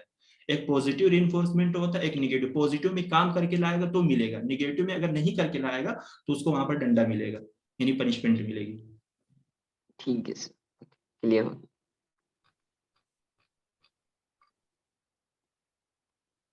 जी, question number 109, the helping behaviour of an effective teacher is marked by which of the following feature, ठीक है। तो ये हमसे क्या पूछा जा रहा है, हेल्पिंग बिहेवियर पूछा जा रहा है। आप लोग बताइए जल्दी से, इसमें से हेल्पिंग बिहेवियर है कौन सा, structuring, teaching, option D task sir, orientation, instructional variety, questioning, probing. जी A D D option. A D E, चलिए यानी ठीक है, इंस्ट्रक्टिंग बिल्कुल सही होगी, है। क्वेश्चनिंग, ये प्रोबिंग। आप लोगों को बहुत अच्छे तरीके से ये सारी चीजें याद हैं। जी देखिए, ये एक जो क्वेश्चन है, ये जो टॉपिक आई हुई थी 2021 में, मतलब अभी ये जो पेपर हुआ इसमें भी ये आई हुई है, और ये इससे पहले वाले में 2020 में भी ऐसे क्वेश्चन आए हुए हैं, ठीक है। तो ये है क्या, ये 1010। तो ये जो टॉपिक है ना, ये हमारी कम्युनिकेशन में से भी रिलेट कर जाती है, और यहाँ पर भी ये क्वेश्चन आ जाते हैं। कह रहे हैं कि विच of the following in the six thinking head system, ठीक है, यानी ये बनाया गया है, कह रहे हैं कि जो हमारा सोचने का जो सिस्टम है तो उसको हेड की शक्ल में इन्होंने दिया, 6 कलर के होते हैं, ठीक है, हमारे सोचने का। अ form of parallel thinking, parallel thinking का मतलब ये होता है कि यानी एक थिंकिंग प्रोसेस है जहां पर हम अपने, यहाँ पर हम क्या कर सकते हैं, एक स्पेसिफिक डायरेक्शन पे हम फोकस करते हैं। जैसे हमारी जो जो 6 थिंकिंग हेड बनाए गए, मान लीजिए एक हेड ये है, इस तरीके से 6 हेड हमारे बनाए गए, और 6 कलर की 6 हेड बनाए गए, और हर कलर का अलग मतलब होता है, ठीक है। तो वही पूछ रहे हैं कि 6 थिंकिंग हेड में से आपको बताना है किस किस कलर के हेड आते हैं यहाँ पर। ब्राउन हेड है, व्हाइट हेड है, वायलेट हेड है, रेड है, ब्लैक है। ये वायलेट कोई कलर होता है क्या? कलर होता है लेकिन इनमें नहीं है। जैसा चलिए देखिए, इसको करने से पहले हम यहाँ इसको पढ़ लेते हैं, ठीक है। सिक्स थिंकिंग हेड, ये किसके जरिए दिया गया? एडवर्ड डी बोन्स के जरिए ये दिया गया है, ठीक है। कहने कि six head is a good decision making technique and method for group discussion and individual thinking. यानी ये कह रहे हैं कि एक मतलब एक अच्छा डिसीजन है, मेकिंग टेक्निक है, जिसके जरिए चाहे कोई ग्रुप डिस्कशन वगैरह में हम इसको यूज करते हैं, फिर इंडिविजुअल थिंकिंग में बंदा जो है इसका इस्तेमाल करता है। कहते हैं combined with the parallel thinking process. Parallel thinking का मतलब यानी एक साथ बहुत सारी थिंकिंग है, लेकिन हम जब फोकस करेंगे किसी एक ही स्पेसिफिक डायरेक्शन पर फोकस करके हम क्या करेंगे, चीजों का सॉल्यूशन निकालेंगे। This technique help group think more effectively. It is a mean to organise thinking process in a detail and cohesive manner, ठीक है। तो यहाँ पर हमें ये जानना जरूरी है, जैसे देखिए यहाँ पर ब्लू हैट दिया हुआ है, ठीक है, व्हाइट हैट है हमारा, रेड हैट है ये, और इसी तरीके से ग्रीन हैट है, येलो हैट है एंड ब्लैक हैट है। तो इसकी आपको थीम याद करना है। जैसे आपको मालूम है कि ये जो ब्लू हैट होता है या ब्लू थिंकिंग हैट होता है, इसके अंदर क्या होता है, ये दिया हुआ है thinking about thinking, what thinking is needed, organising thinking, planning for action. तो ये दिया हुआ, देखिए यहाँ पर इतना बड़ा ये लफ्ज दिया हुआ प्रोसेस। प्रोसेस का मतलब क्या है कि जब हम किसी चीज के बारे में सोचते हैं कि हमें इस चीज को कैसे करना है, ठीक है। जैसे एग्जाम्पल के तौर पर अभी एनटीए ने ये एग्जाम की डेट डिक्लेयर कर दी है, तो हम सिर्फ सोच रहे हैं कि हम सिलेबस को कैसे पढ़ें, अपने टाइम को कैसे मैनेज करें, नेक्स्ट लेवल पर अपनी तैयारी को कैसे लेकर जाएं। ये सारी चीजें जब हम सोचते हैं, यानी हमारा जब जहन एक प्रोसेस में चलता है, किस तरीके से हम चीजों को क्लियर करेंगे, किस तरीके से हम एक्शन मतलब लेंगे अपने आगे के स्टेप के लिए। तो इसको आप ना ब्लू हैट के साथ आप लोग ऐसे ही लिख कर मतलब आगे लिख लीजिए कि ब्लू हैट का मतलब क्या है, थिंकिंग अबाउट थिंकिंग, यानी प्रोसेस। जब हम काम प्रोसेस में सोचते हैं, करते हैं, ये सारी चीजें इसके अंदर आएंगी, ठीक है। फैक्ट, जीरो से जो होता है, सफेद से जो होता है फैक्ट, इसको आप इस तरीके से याद कर लीजिए, जैसे हमारा कापी किताब का ये जो सफा होता है वो सफेद होता है, उसके अंदर जो चीजें होती है वो फैक्ट की चीजें होती है, ठीक है। उसके अंदर इंफॉर्मेशन होती है, जैसे वो यही दिया गया, information and data, natural and objective, what do I know, what do I need to find out, how will get information I need. तो यानी ये सारी चीजें उसी से रिलेटेड है, यानी फैक्ट से रिलेटेड है, इंफॉर्मेशन से रिलेटेड है। और व्हाइट हैट है, इससे हम ये भी कह सकते हैं कि जो सफा वगैरह होते हैं वो व्हाइट होते हैं किताबों के, उसके अंदर इंफॉर्मेशन ही दी होती है, फैक्ट होता है, ठीक है।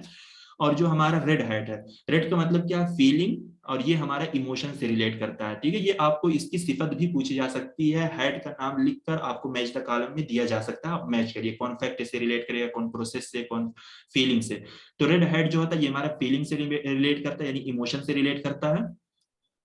कहते हैं इंट्यूशन, ये कहते हैं get insist my feeling right now, feeling can change, no reason are given. तो बस इससे याद रखना है कि जो हमारा रेड हेड होता है ये फीलिंग से, इमोशन से रिलेट करता है, ये सारी चीजें रेड हेड के अंदर आएंगी।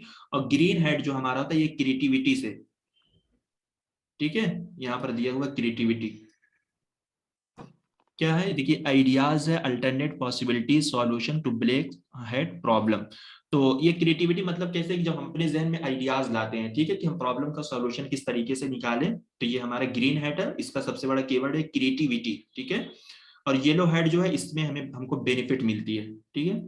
तो येलो हेड जो है कहते हैं पॉजिटिव, ये plus point why and ideas is useful, logical reason are given. तो ये बस बेनिफिट। अच्छा, ये येलो कलर की कोई चीज ऐसी होती है जिससे मतलब कहते हैं कि देने से ये क्या होता है, मतलब एक तरीके से वो माना जाता है, खुशगुनी मानी जाती है, बोलते हैं जैसे तोहफा तहफ में लोग बोलते हैं कि अगर येलो कलर की चीज दी जाए तो उससे दोस्ती जो बरकरार रहती है, कुछ ऐसा। येलो कलर का हार्ट भेजते हैं ना, तो फ्रेंडशिप, दोस्ती के लिए स्पेशली। हाँ, तो देखिए वही है, इसी से क्या है ना, वो सारी चीजें इसी चीजों से रिलेट कर रही है कि मतलब बेनिफिट होता है, यानी हमारी दोस्ती अच्छी रहती है, ये सारी चीजें ब्लू हेड के अंदर आएंगी। और काशन, काशन का मतलब जो हमारा रेड हेड होता है यानी खतरा, ठीक है, काशन का मतलब खबरदार, ये होशियार रहिए। तो जैसे इससे आप ये याद कर सकते हैं, जैसे वकील वगैरह जो होते हैं उनकी जो सदरी होती है वो मतलब एक तरीके से वो होती है ना, ब्लैक कलर की होती है, तो उनसे हमें हमेशा क्या है, सावधान रहना चाहिए, कभी भी हमें खतरे की घंटी में डाल सकते हैं। तो इस तरीके से यहाँ पर डिफिकल्टीज है, वीकनेस है, डेंजर्स है, spotting the risk, logical reason are given, ठीक है। तो ये सारी चीजें कलर से ही यहाँ पर लॉजिक लगी हुई है कि यानी जैसे मान लीजिए ब्लू हैट हो गया, तो देखिए ब्लू हैट को आप बीपी से याद कर सकते हैं, ब्लड प्रेशर बोलते हैं ना ब्लू हैट, यानी प्रोसेस के माना में होता है। सफेद तो हमारा क्लियर हो ही जाएगा कि उसके अंदर इंफॉर्मेशन होती है। ब्लैक हेड जो है उस ये भी हमारा क्लियर हो जाएगा, वकील की जो सदरी होती है उससे भी हम कह सकते हैं वो लोग काली सदरी पहनते हैं, वो खतरे की एक घंटी ही होती है। और ग्रीन हेड क्रिएटिविटी, और लाल चीज जो होती है फीलिंग, इमोशन, बहुत सारी चीजें इसके अंदर आती हैं। जैसे इसमें देख लीजिए शादी वगैरह में जो होती है एक तरीके से फीलिंग इमोशन वाला ही माहौल होता है, वाइब भाई वाला जो होता है, ठीक है। ये वाला। अपने इमोशन को जाहिर करने के लिए रेड हार्ट भेजते हैं। ठीक। जी जी बिल्कुल बिल्कुल। तो इस तरीके से हम और ये 6 सर ये हेड हमें ब्लैक याद हार्ट है। जी ब्लैक हार्ट से थोड़ा कंफ्यूजन हो सकता है, बिकॉज खतरे की घंटी आज तो आमतौर से जो मानी जाती है वो रेड मानी जाती है, हाँ, वो इसी वजह लेकिन से यहाँ कह रहा उल्टा हूँ हो ना, गया। मतलब जैसे कि मतलब रेड बत्ती की वजह से मानी जाती है ना, तो इसको इस जी जी। तरीके से, क्योंकि हमें अगर देखिए हम पढ़े रहेंगे कि हेड के अंदर, रेड हेड के अंदर ये आता है, ब्लैक हैंड के मतलब ब्लैक हेड में ये आता है, तो फिर क्लियर हो जाएगा, और अगर नहीं होगा तो कभी हो सकता है कंफ्यूज हो जाए। जी, मतलब नेगेटिविटी के माने में ब्लैक हेड यहाँ पे, वैसे भी बोलते हैं ना काला दिल, जी ब्लैक। वो बोलते हैं ना, बुरी नजर वाले तेरा मुंह काला, तो उसमें भी क्या वही। होता है कि वो भी एक तरीके से। Black day, black day. जी जी चलिए ठीक है। तो देखिए अब ये इजी सा क्वेश्चन था, इसमें हेड पूछा गया, तो हो सकता है कि आपको ना इसकी सिफत पूछ लें इसे सामने देकर, मैच द कॉलम में। जी अच्छा देखिए, ये क्वेश्चन मैं इस वजह से लाया हूँ, यहाँ पर एक लफ्ज थोड़ा सा चेंज कर दिया गया है। तो इसमें क्या है, identify the characteristic of field independent learner, ठीक है। तो इसमें आप बताइए, ये फील्ड इंडिपेंडेंट लर्नर पूछा है, ये क्या, seek guidance and demonstration from teacher, focus on detail of curriculum material, like to compete, relate concept to personal experience, can organize information by himself या herself। Option D sir, last option. C D and, ये क्या पूछा, field independent पूछा है। आप confuse हो रही हैं शायद यहाँ पर। सर इसमें बी भी तो आएगा एक तो।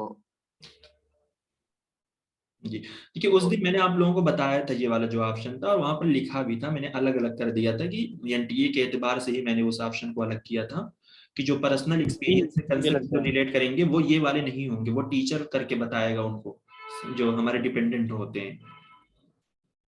सी ऑप्शन सी सर। ऑप्शन।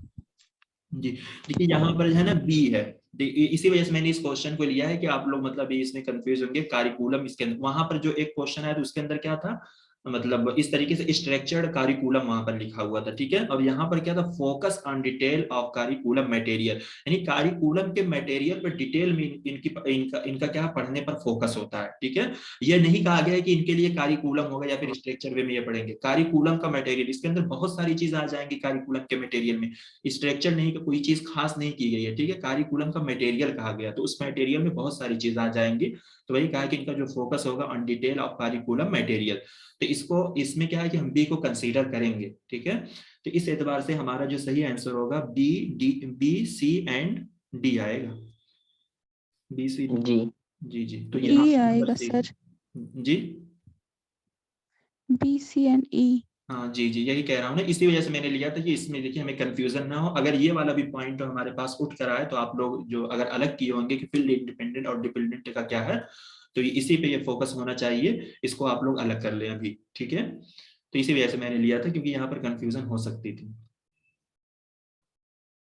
ये identify the indirect teaching strategies from the following, ठीक है, इनडायरेक्ट हमसे पूछा है, इनडायरेक्ट मतलब यानी लर्नर सेंटर।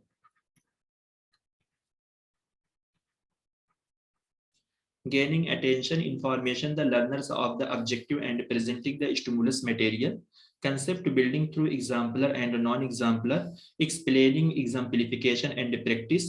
D का क्या, problem based presentation with pair, shared technique, problem based presentation with pair in group के साथ, encourage student to use reference for their own experience। Option A sir. जी सर। जी जी सही बताया आप। देखिए गेनिंग द अटेंशन, ठीक है, तो ये जो अटेंशन जब भी गेन करेगा, ये हमारी जो गेगन्स के 9 इवेंट ऑफ इंस्ट्रक्शन है उसका ये एक पार्ट है, उसका सबसे पहला पार्ट ये है, ठीक है। तो ये टीचर करेगा, स्टूडेंट कभी भी मतलब अटेंशन नहीं ले सकते, टीचर पहले स्टूडेंट क्लासरूम में आता है तो अपने बच्चों की अटेंशन लेता है, ठीक है। कंसेप्ट करेंगे build through example and non example, तो ये स्टूडेंट हो जाएंगे, ठीक है। एक्सप्लेनिंग भी यहाँ पर दिया हुआ है, ठीक है, एक्सप्लेन करेंगे एग्जाम्पल एंड प्रैक्टिस के जरिए, तो ये हमारा टीचर करेगा। Problem based presentation with pair, share technique, problem based presentation with pair, यानी ग्रुप के साथ जो हमारी प्रॉब्लम बेस्ड टेक्निक होती है जिसका हम सॉल्यूशन निकालते हैं ग्रुप के साथ, यहाँ पर जहां पर प्रॉब्लम आ जाता है ना, वो भी स्टूडेंट के साथ अगर देखा जाए एक तरीके से खास हो जाता है। ये भी जो है encourage student to use reference for their own experience, यानी स्टूडेंट इतना इनकरेज हो जाते हैं कि वो अपने खुद के एक्सपीरियंस से ही रेफरेंसेस का यूज करना शुरू कर देते हैं। वो समझ जाते हैं कि हमें क्या पढ़ना, कहाँ से लेना है, कैसा रेफरेंस लेना है, क्या नहीं करना है। तो ये स्टूडेंट सेंटर में आएंगे। तो इस एतबार से जो इसका सही आंसर होगा बी, डी एंड ई। ठीक है, ऑप्शन नंबर ए जी। ये वही क्वेश्चन आएगा, which of the following is designed as a key behaviour of effectiveness of teaching as the evident from researches. Key C behaviour, option sir, option C. Teacher task orientation, ठीक है जी। इसको बताइए, ये कह रहे हैं कि when in a classroom communication a teacher show ability of creativity, correlation and analysis, it belong to which category of skill. कह रहे हैं कि जब एक टीचर क्लासरूम कम्युनिकेशन में एक टीचर ने शो किया एबिलिटी किसकी, क्रिएटिविटी की। ठीक है, ये लफ्ज देखिए, यही सब जो लफ्ज होते हैं एक पॉजिटिव वे में ये सारे लफ्ज दलालत करते हैं, क्रिएटिविटी, कोरिलेशन एंड एनालिसिस की, यानी एक आला लेवल की चीज है। तो ये ए ऑप्शन सर। थिंकिंग की किस कैटेगरी से बिलोंग करेगा? जी बिल्कुल, देखिए इजी सा भी क्वेश्चन, ये हमारी थिंकिंग स्किल में आएगा। अगर देखा जाए ह्यूमन स्किल, तो ह्यूमन स्किल के अंदर ही हमारी ये क्या आ जाएगी, ये थिंकिंग स्किल आती है, एक्सप्रेशन स्किल। और ये ऐसा कुछ बोला भी नहीं जाता ना कि ह्यूमन की स्किल, ये बोलते हैं कि इस लर्नर की जो थिंकिंग स्किल है या इसका जो जहन है, इस तरीके की कम्युनिटी स्किल है, कुछ ऐसा बोलते हैं, ऐसा लफ्ज का इस्तेमाल करते हैं। तो ये जो आएगा ये थिंकिंग स्किल आएगा। एक्सप्रेशन स्किल ये कुछ बनता नहीं, कोई सेंस, कोई लॉजिक नहीं बनती। मीडिया यूटिलाइजेशन ये तो बिल्कुल भी नहीं बनती। ठीक है, तो ये जो है ऑप्शन नंबर ए इसका सही होगा जी। जी, आज चलिए यूनिवर्सिटी के बारे में पढ़ते हैं। क्वेश्चन नंबर है 115। ये कहने कि a deemed to be university is a non affiliating university. The teacher student ratio in a deemed to be university must not be less than 1:10। कह रहे हैं कि जो डीम्ड टू बी यूनिवर्सिटी, जैसे हमारे इंडिया में 4 तरीके की यूनिवर्सिटी होती है। ठीक है, एक सेंट्रल होती है, एक हमारी स्टेट होती है, एक हमारी प्राइवेट यूनिवर्सिटी होती है, एक हमारी डीम्ड टू बी यूनिवर्सिटी होती है। ठीक है, तो कह रहे हैं कि जो हमारी डीम्ड टू बी यूनिवर्सिटी वो नॉन अफिलिएटिंग, यानी इसके थ्रू कोई कॉलेजेस वगैरह नहीं चलते हैं। ठीक है, इसके थ्रू कोई कॉलेज वगैरह नहीं चलते हैं। फिर कह रहे हैं कि टीचर स्टूडेंट की जो रेशियो है, मतलब टीचर स्टूडेंट का रेशियो का मतलब ये है कि यानी एक टीचर पर, जैसे यहाँ पर ये दिया 1:10, तो इसका मतलब ये कि एक टीचर पर 10 बच्चे डिपेंड होने चाहिए। जैसे एक क्लासरूम में अगर एक टीचर है तो उसके मतलब उस टीचर के साथ 10 ही बच्चे होने चाहिए, उससे ज्यादा नहीं होने चाहिए। ठीक है, इसकी ये रेशियो बताया रही कि डीम्ड टू बी यूनिवर्सिटी के क्या कानून में है ऐसा। कह रहे हैं कि teacher student ratio deemed to be university में must not be less than 1:10। ठीक है, 1:10 से मतलब कम नहीं होनी चाहिए। सर ये बी वाला तो गलत है, ये 10 वाला तो। ठीक है, पहला इसका नहीं पता सर, लेकिन ये तो गलत है। जी जी जी जी बिल्कुल, ये पहला हमारा सही है। ठीक है, अब ये याद रखिए आप लोग की, ये हमारी जो स्टेट यूनिवर्सिटी होती है, ठीक है, ये एफिलिएटिंग यूनिवर्सिटी होती है। जैसे लिहाजा आप लोग जैसे जिस पर्टिकुलर स्टेट के होंगे वहां देखेंगे जो स्टेट यूनिवर्सिटी होती है उसके थ्रू हजारों कॉलेजेस वगैरह चलते हैं। कॉलेज में हम बीए बीएससी करते हैं, लेकिन उसकी डिग्री कॉलेज वाले हमें नहीं देते, वो यूनिवर्सिटी से बन के आती है। ठीक है, तो स्टेट यूनिवर्सिटी जो होती है ये हमारी एफिलिएटिंग यूनिवर्सिटी होती है। जो प्राइवेट यूनिवर्सिटी होती है ये नॉन एफिलिएटिंग होती है। डीम्ड टू बी यूनिवर्सिटी जो होती है ये भी हमारी क्या होती है, नॉन एफिलिएटिंग होती है। सेंट्रल यूनिवर्सिटी जो होती है ये भी हमारी नॉन एफिलिएटिंग होती है। देखिए सेंट्रल यूनिवर्सिटी जैसे हमारी DU यूनिवर्सिटी है, ठीक है, दिल्ली यूनिवर्सिटी, वो हमारी नॉन एफिलिएट, यानी उसके अंदर कुछ कॉलेज हैं, ठीक है, यानी उसकी यूनिवर्सिटी के खुद के पर्टिकुलर कॉलेज उसके नाम दिए गए हैं, लेकिन वो उससे मतलब अटैच नहीं होते हैं। और ये जो हमारी होती है ना स्टेट यूनिवर्सिटी जो होती है, इसमें क्या है कि ये मान लीजिए ये आपके जिला में सिचुएटेड है यानी लोकेटेड है, तो इसने ना जाने पता नहीं कितने जिले का इसके अंदर वो होता है इसको मतलब। एलयू का ले लेते हैं, हाँ, लखनऊ लखनऊ यूनिवर्सिटी देखिए, उससे उससे रिलेटेड मेरे आती है। ख्याल से मुमताज, बहुत बहुत कॉलेजेस होंगे उसके थ्रू। बिल्कुल सही बताया आपने मुमताज पीजी कॉलेज जो है उसी के एफिलेटेड है तो। जी बिल्कुल। तो ये हमें याद रखना है, यानी स्टेट यूनिवर्सिटी एफिलिएटेड होती है, प्राइवेट नहीं होती, ना डीम्ड होती है ना सेंट्रल होती है। ठीक है, अब डीम्ड यूनिवर्सिटी से 2-3 साल से बहुत क्वेश्चन आ रहे हैं, इसको हम लोग डिटेल में पढ़ेंगे और इसकी एक एक पॉइंट को आप लोग नोट करें। ठीक है, इससे आप ही का फायदा, क्योंकि ये हायर एजुकेशन की टॉपिक है, इससे क्वेश्चन बनते हैं।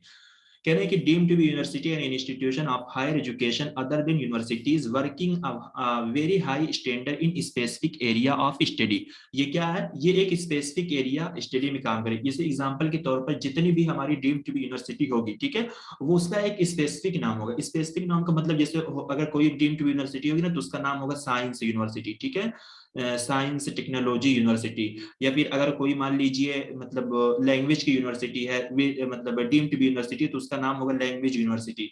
मान लीजिए अगर कोई मतलब ओरिएंटल इंस्टीट्यूशन की मतलब यूनिवर्सिटी, इसके अंदर पुरानी रीति रिवाजों वाली वो सारी चीजें संस्कृत वगैरह पढ़ाई जाती है, तो होगा विद्यापीठ यूनिवर्सिटी। इस तरीके से स्पेसिफिक एरिया का मतलब क्या है कि जहां पर पर्टिकुलर सब्जेक्ट को ज्यादा फोकस किया जाता है, ठीक है।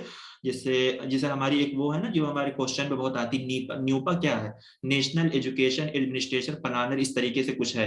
तो वहां पर प्लानिंग वगैरह के एडमिनिस्ट्रेशन के जो सब्जेक्ट होते हैं ना, नीपा कुछ ऐसा है, एडमिनिस्ट्रेशन के जो सब्जेक्ट होते हैं उसका ज्यादा फोकस उसके अंदर होता है। तो ये एक स्पेसिफिक एरिया ऑफ स्टडी की होती है। बाकी जो हमारी प्राइवेट होती है, स्टेट होती है, ये तो ओवरऑल सारी चीजों पर फोकस करती है। लेकिन डीम्ड बी यूनिवर्सिटी जो होती है is a very high standard in specific area of study, ठीक है। क्या होती है, एक स्पेसिफिक एरिया होती है स्टडी की।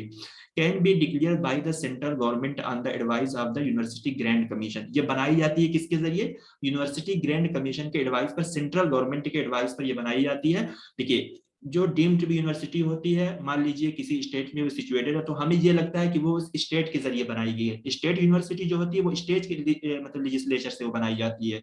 लेकिन जो हमारी डीम्ड टू बी यूनिवर्सिटी होती है वो सेंट्रल गवर्नमेंट के एडवाइस पर ये बनती है, ठीक है, ये याद रखना हमें। कहते हैं is an institution deemed to be university institution there are deemed to be university enjoy the academic status and privileges of a university as of the 30 November 2021 UGC ने लिस्ट निकाला है 126 इंस्टीट्यूट, ठीक है, यानी डीम्ड टू बी यूनिवर्सिटी पर वक्त India के अंदर कितने हैं, 126 हैं, which were granted to the deemed to be university status according to the list first institute to be grant deemed university status was Indian Institute of Science। अब देखिए यहाँ पर जो हमारा इंडियन इंस्टीट्यूट ऑफ साइंस जो बेंगलोर में है, ठीक है, देखिए अब ये एक डीम्ड टू बी यूनिवर्सिटी या इंस्टीट्यूट है। अब इसका जो नाम है ये साइंस के साथ जुड़ा हुआ है, ठीक है, जबकि हमारी सेंट्रल यूनिवर्सिटी जो होती है उसके अंदर कोई ऐसा पर्टिकुलर नाम नहीं लगा होता है। जैसे बनारस हिंदू यूनिवर्सिटी, अलीगढ़ मुस्लिम यूनिवर्सिटी, इसमें कोई सब्जेक्ट का या कोई किसी चीज की कैद नहीं लगी हुई है। तो फर्स्ट तो हमारी जो डीम्ड टू बी यूनिवर्सिटी है वो कौन है, इंडियन इंस्टीट्यूट ऑफ साइंस, ये इंस्टीट्यूट है which was granted this status on 12 मई 1958। ये पूछा जा चुका है लेकिन हो सकता है 12 मई पूछ लें, इसको आप थोड़ा जहन में रखें क्योंकि फर्स्ट है। तो फर्स्ट तो हमारा डीम्ड टू बी यूनिवर्सिटी कौन है, इंडियन इंस्टीट्यूट ऑफ साइंस, जो कि है बेंगलोर में, ठीक है, 1958 में ये बना है। The status with the most deemed to be university in Tamil Nadu with 28 universities having deemed status. देखिए ये भी क्वेश्चन पूछा जा चुका है कि सबसे ज्यादा deemed to be universities India की किस स्टेट में पाई जाती हैं, तो तमिलनाडु में सबसे ज्यादा है और कितनी है, 28 यूनिवर्सिटी हैं, ठीक है। अच्छा देखिए deemed university, deemed to be university Tamil Nadu में सबसे ज्यादा है। और अगर इस तरीके से मतलब पूरा इंडिया का पूरा स्टेट मिला के अगर पूछा जाए कि सबसे ज्यादा यूनिवर्सिटी किस स्टेट में, किस राज्य में है, तो राजस्थान में सबसे ज्यादा यूनिवर्सिटी है, ठीक है, 60 से ज्यादा कहीं मिला जुला के पूरी, ठीक है। तो राजस्थान में सबसे ज्यादा यूनिवर्सिटी है पूरे इंडिया में के स्टेट में अगर देखा जाए। डीम्ड यूनिवर्सिटी राजस्थान में नहीं, उसके अंदर सब मिला के हैं, स्टेट है, प्राइवेट है, सेंट्रल है, सब मिला के सबसे ज्यादा बता रहा हूँ, पूरा मिला के बता रहा हूँ। और ये खास करके यहाँ पर है तमिलनाडु, सबसे ज्यादा कहाँ पर है, तमिलनाडु में, और वो भी कितनी है, 28 university. The status of a deemed to be universities allow full autonomy in course syllabus admission fee and fees। तो देखिए जो हमारी deemed to be universities होती है वो भी हर यूनिवर्सिटी की तरह इसको फुल आजादी, फुल फ्रीडम मिलती है, यानी ये अपना खुद का कोर्स डिजाइन करते हैं ये लोग, इनका खुद का सिलेबस होता है, खुद का ये अपना एडमिशन प्रोसीजर बनाते हैं, और फीस वगैरह जो होती है ये खुद इनकी होती है। ये सारे फ्यूचर आपको ना मैच द कॉलम में पूछे जा चुके हैं, अगर आप लोग हायर एजुकेशन के PYQs वगैरह करेंगे तो अभी से ये सारी चीजें आपको क्लियर हो जानी चाहिए। जी राजस्थान में कुल कितनी यूनिवर्सिटीज है? जी मैं 2022 तो चला ही गया है, 60 थी, लेकिन हो सकता है मे भी आप एक मरतबा चेक कर लीजिएगा, 60 या 60 से ज्यादा ही हो सकती है, मैं चेक करके भेज दूंगा ग्रुप में। वैसे 60 थी, ठीक है, 60 से ज्यादा भी हो सकती है, कोई भरोसा नहीं है बढ़ गई हो। सर एक क्वेश्चन हो, जो डीम्ड यूनिवर्सिटी होती है, आपने बताया कि पर्टिकुलर सब्जेक्ट के ऊपर डिपेंड होती है, जैसे IIC यानी इंडियन इंस्टीट्यूट ऑफ साइंस, मतलब उसके अंदर भी सिर्फ साइंस की ही पढ़ाई होगी या अदर लैंग्वेज भी हो जाएगी, या नहीं नहीं मतलब दूसरे सब्जेक्ट भी होंगे? नहीं, इसमें देखिए इंडियन इंस्टीट्यूट ऑफ साइंस जो है इसके अंदर सारी की सारी चीजें जो होती है साइंस से ही रिलेटेड मतलब पढ़ाई जाती हैं, और कोई दूसरी चीज वैसी नहीं होती, जैसे लैंग्वेज वगैरह के कोर्सेज और ये सारी चीजें आपको इसमें नहीं मिलेंगी। साइंस ठीक है। की फील्ड में, साइंस की एरिया में जो भी होगा वो आपको मिलेगा, उससे रिलेटेड भी एरिया में आपको मिलेगा। लेकिन अभी आप सोचे आर्ट की फील्ड की कुछ मिल जाए तो कुछ भी आपको नहीं मिलेगा वहां पर। ठीक। और ये हमारी बनाई कब गई है, ठीक है, ये आपके लिए जानना जरूरी है। यूजीसी का जो सेक्शन 3 है, ठीक है, section 3 university grand commission UGC act 1956 के अंदर ये मतलब इसका जो सेक्शन, इसके तहत इसको डिजाइन किया गया। इसका सेक्शन आपको याद रखना, सेक्शन से भी क्वेश्चन बनते हैं। इसी यहाँ पर देखिए मैंने कुछ फ्यूचर मतलब जो इसके खास खास फ्यूचर है वो मैंने यहाँ पर लिख दिया है। तो इसमें से एक भी फ्यूचर को आप लोगों को छोड़ना नहीं है, इसको आपको अच्छे से याद करना है, अपने जहन में रखना है क्या क्या है। देखिए, future deemed to be university, to qualify for deemed to university status an institution must have operate for at least 20 year. देखिए, हम किसी भी इंस्टीट्यूशन को डीम्ड टू बी यूनिवर्सिटीज कब बनाते हैं, जब वो 20 साल पुराना हो जाता है, ठीक है, यानी 20 साल की उसकी एग्जिस्टेंट हो जाती, तब जाकर हम उसको डीम्ड टू बी यूनिवर्सिटीज का क्या देते हैं, ओहदा देते हैं, ठीक है। जैसे एग्जाम्पल के तौर पर कोई कॉलेज होता है, जैसे बहुत एरिया में ऐसे कॉलेज होते हैं जो मतलब एक तरीके से यूनिवर्सिटी लेवल के वो काम करते हैं, उसके अंदर बहुत ज्यादा क्राउडेड होते हैं, बहुत ज्यादा भीड़ होती है। तो ऐसे इंस्टीट्यूशन को क्या करते हैं, पहले लोग ऑटोनॉमस इंस्टीट्यूशन बनाते हैं, फिर अगर उसकी प्रोग्रेस और होती है और उसकी डिमांड होती है और बच्चे वहां पर होते हैं तो उसको धीरे धीरे क्या करते हैं, यूनिवर्सिटी के ओहदे में तब्दील करते हैं, चाहे वो स्टेट यूनिवर्सिटी उसको बना देंगे, चाहे क्या करेंगे उसको डीम्ड टू बी यूनिवर्सिटी बना देंगे। लेकिन डीम्ड टू बी यूनिवर्सिटी का जो एक तरीके से वो है क्राइटेरिया है कि 20 साल वो पुराना होना चाहिए, तब जाकर उसको हम क्या करेंगे, यूनिवर्सिटी में तब्दील करेंगे। It is the non affiliating university, ठीक है।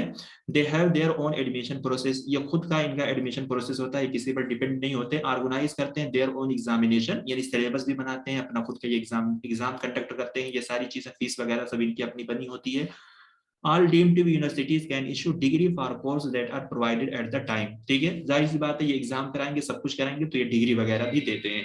Deemed to be university ranked in top 1 से या 100 in NIRF ranking, national institute मतलब नेशनल इंस्टीट्यूशनल रैंकिंग फ्रेमवर्क, ये जो इंडिया का रैंकिंग फ्रेमवर्क बनाया गया था 2015 में, यानी इंडिया की जितनी भी यूनिवर्सिटीज है इसके अंदर उसकी रैंकिंग निकाली जाती है। तो डीम्ड टू बी यूनिवर्सिटीज की रैंक ये कह दी गई है कि कम से कम इसको NIRF रैंकिंग के में मतलब कम से कम 100 के बीच में इसको आना चाहिए, ठीक है। तो ये भी एक पॉइंट वाली चीज है। और इसके अंदर कह रहे हैं कि अगर चाहे वो यूनिवर्सिटी कितनी भी छोटी हो, कम से कम उसके अंदर 5 PG डिपार्टमेंट होने चाहिए, वो भी रिसर्च के साथ, यानी 5 PG डिपार्टमेंट हो, उसके अंदर रिसर्च भी होनी चाहिए। और ये कह रहे हैं कि ये जो डिपार्टमेंट एग्जिस्टेंस यानी चलता चाहिए, वो मतलब डिपार्टमेंट बिल्कुल वहां पर चल रहे हो। फिर कह रहे हैं कि इसको have a valid accreditation by NAAC with minimum 3.26 CGPA, तो NAAC के जरिए इसको एग्रीडेट किया गया, यानी इसकी वैल्यू बढ़ाई गई है, कितनी दी गई है, 3.26 CGPA। ये आपके लिए जानने की जरूरत है, ठीक है। कह रहे हैं कि ये 2/3, इसको इस निशान को क्या बोलते हैं, 2 या 3 बोलते हैं या बटा बोलते हैं, आप में से किसी को मालूम है? 2/3 सर, अच्छा अच्छा, या 2 तो is क्या eligible for technical program must be accredited by the NABA, ठीक है, NABA को बोलते हैं national board of accreditation in the case of technical. तो देखिए ये NABA जो हमारा है ना, जैसे हमारी जो यूनिवर्सिटीज होती है, state university, deemed to be university, private university, central university, इन सबको एक्रेडिटेट कौन करता है, यानी इनकी वैल्यू को कौन बढ़ाता है, NAAC बढ़ाता है। लेकिन टेक्निकल जितने भी इंस्टीट्यूट हैं उनको कौन एक्रेडिटेट करता है, NABA करता है। तो कह रहे हैं कि डीम्ड टू बी यूनिवर्सिटी जो टेक्निकल में होगी, मान लीजिए डीम्ड टू बी यूनिवर्सिटी अगर कोई टेक्निकल यूनिवर्सिटी है और वो डीम्ड टू बी यूनिवर्सिटी है, तो उसका जो एक्रेडिट किया गया, उसको जो ग्रेड दिया गया है 2/3 दिया गया है, ठीक है।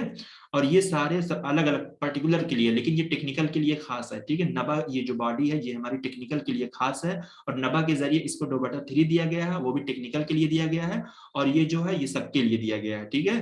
3.26 CGPA जो ये NAAC के जरिए दिया गया है।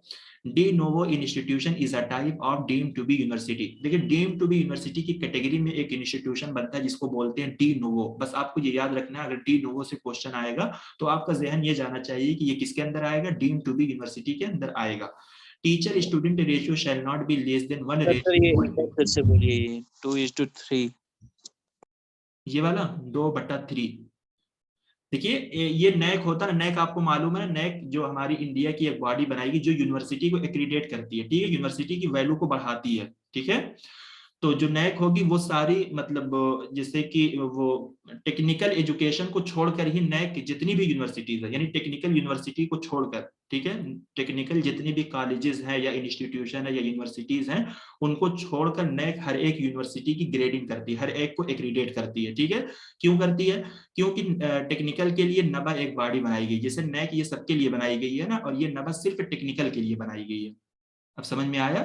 तो जो नबा ने डीम टू बी यूनिवर्सिटीज को दिया है अपना ग्रेड टेक्निकल के लिए, वो कितना दिया? तो मतलब 2/3 दिया है, ठीक है। और नैक ने जो दिया वो 3.26 सीजीपी दिया है। और ये भी हमें याद रखना है कि नैक हमेशा जो एक्रीडेट करता है वो सीजीपीए में एक्रीडेट करता है, ठीक है, सीजीपीए में उसकी वैल्यू बढ़ाता है, और नबा जो है ना वो परसेंटेज में बढ़ाता है। ये भी आपको याद रखना, ऐसे क्वेश्चन आ चुके हैं। क्वेश्चन ऐसे आए हुए हैं कि नैक और नबा का डिफरेंस पूछा गया है, ठीक है। तो नैक जो एक्रीडेट करता है ना वो सीजीपीए में एक्रीडेट करता है, लेकिन नबा जो एक्रीडेट करता है, नबा जो ग्रेडिंग देगा वो परसेंटेज में देता है। तो यही कह रहा हूं कि नबा ने जो deem to be technical universities होंगे उनके लिए नबा का जो एक्रीडिटेशन है, जो वैल्यू है वो कितनी है? 2/3 बताई गई है। अब समझ में आया? सर चलिए, अब यहाँ पर जो टीचर स्टूडेंट रेशियो बताई गई है 1:20, यानी एक टीचर पर कितने स्टूडेंट डिपेंड होने चाहिए? 20 स्टूडेंट, ठीक है। और यहाँ पर डीम टू बी यूनिवर्सिटी के फ्यूचर में ये दिया गया है कि जो मतलब टीचर की जो फैकल्टी है कम से कम 100 तो होने चाहिए, उससे ज्यादा हो सकते हैं लेकिन 100 से कम नहीं होने चाहिए, ठीक है। और मिनिमम 2000 स्टूडेंट वहां पर होने चाहिए एग्जिस्टेंस में, यानी वहां पर पढ़ाई मतलब होने मतलब जो कर रहे हो। फिर उसके बाद कह रहे हैं at least 2 research publication in peer review of Scopus, WOS, जिसको वेब ऑफ साइंस बोलते हैं, पर ईयर पर फैकल्टी। कह रहे हैं कि हर साल कम से कम 2 रिसर्च पब्लिकेशन वहां पर होना चाहिए, डीम टू बी यूनिवर्सिटी से कम हर साल 2 रिसर्च कंप्लीट होनी चाहिए। और वो उसकी जो पब्लिकेशन होती है, जैसे यूजीसी का ये सब बनाया गया है, स्कोपस है, वेब ऑफ साइंस, ये सारी चीजें, इन सब में उसका मतलब उसको पब्लिश किया, जैसे हम लोग आर्टिकल वगैरह लिखते हैं मजल्ले में पब्लिश करते हैं ना, तो इस तरीके से हमारा जो थीसिस होता है वो इन सब के अंदर पब्लिश किया जाता है। तो कह रहे हैं कि डीम टू बी यूनिवर्सिटी जो है कम से कम 2 रिसर्च पेपर हर साल पर ईयर पर फैकल्टी होने चाहिए, इससे ज्यादा हो सकते हैं, यानी इससे कम नहीं होने चाहिए, कम से कम 2 होने चाहिए। ये सारे के सारे फ्यूचर यहाँ पर हैं, एक भी फ्यूचर मैंने यहाँ पर नहीं छोड़ा है, इसको आप लोग ठीक है। आप ही का ये फायदा है यहाँ पर। सर समझ में आ गया सबको? जी सर जी सर जी जी बोले। ये 1:20 को शायद अपडेट की गई है ना 1:10 में। जी अपडेट तो की गई है, लेकिन वन टू इसमें क्या डीम टू बी यूनिवर्सिटी की अपडेट हुई है? इस डीम टू बी यूनिवर्सिटी की नहीं होगी, स्टेट यूनिवर्सिटी की होगी, ठीक है, क्योंकि मैंने आज ही इसको चेक करके लिया है। तो 126 है, इससे पहले भी थे और अब भी है। अगर जी कुछ अपडेट आई होगी तो वो स्टेट यूनिवर्सिटी के अंदर आई होगी, डीम के अंदर नहीं जी नहीं होगी। सर, वो टीचर स्टूडेंट रेशियो का बात कर रहा हूँ। किसको कह रहे हैं आप? जी जी सर 1:20 1:10 दिया है इसमें। यार सब बोल, वहाँ पे शायद 1:10 होगा, शायद इसका अपडेट की गई है। आप क्या कहना चाह रहे हैं? मैं नहीं समझ पा रहा हूँ। ये थोड़ा teacher student ratio shall not be less than 1:10 होगा शायद। नहीं नहीं नहीं नहीं, देखिए 1:10 है वो उसके लिए नहीं है, ठीक है। इसकी जो सही है वो तो क्वेश्चन में दिया गया था ना, ये आप कंफ्यूज किया गया है, ये सही नहीं है। जो सही है वो ये सही है, ठीक है, 1:20 होगा यहाँ पर। इसकी जो टीचर स्टूडेंट रेशियो 120 है, ठीक है, 1:20। आप भी चेक कर सकते हैं इसको, 1:20 होगा। चलिए इसका आप लोग आंसर बता दें। ये ठीक बोल रहे हैं। ये लेटेस्ट यही है 1:10 लेटेस्ट। क्या लेटेस्ट? क्या 1:10 है? जी जी जी सर, सर, अपडेट की गई है। Just now I have checked. Okay, आप सेंड कीजिए 1 मिनट चैट में। देखिए वो अगर अपडेट की गई होगी तो वो टेक्निकल के लिए और उसका दोनों का अलग होगा, ठीक है, उसको देख लीजिए। 1 मिनट में बताता हूँ। टीचर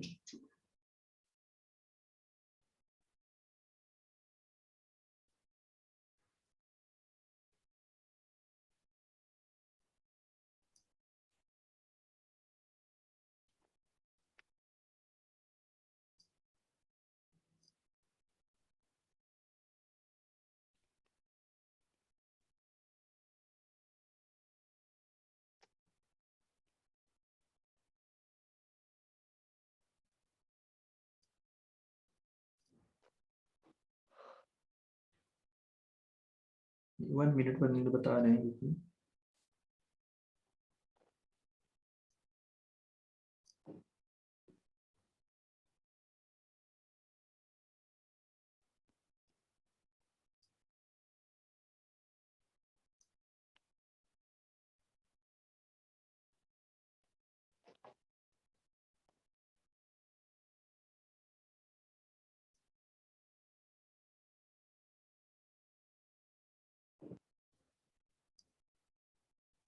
जी कहीं तो नहीं, आपने कहाँ से देखा ये अपडेट हुई है?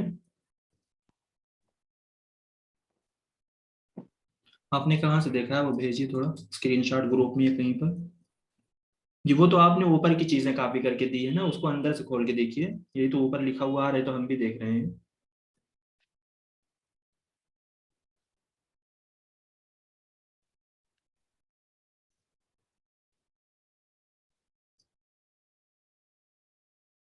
यूजीसी की गाइडलाइन मिल रही है ना, उसको डाउनलोड करके पढ़ लीजिए और अच्छे से क्लियर हो जाएगा आप लोगों को। जी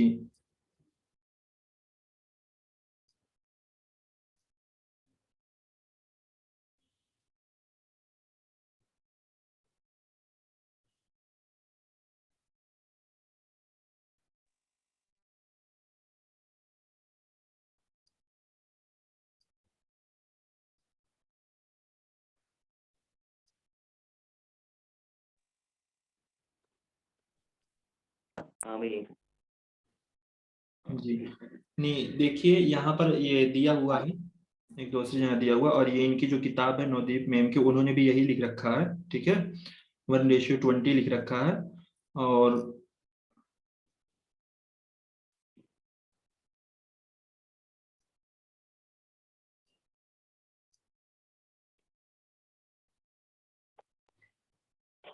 जी हाफिज इब्ने यूसुफ, आपको और कहीं मिला लिखा हुआ? ये आप जहां से ले रहे हैं, आपने जहां से ये कॉपी करके भेजा, उसके नीचे वहां यूजीसी की गाइडलाइन मिल रही होगी आपको। जी जी सर, देख रहा हूँ अभी। गेट बंद कर दीजिए यार, सर्दी बहुत हो रही है।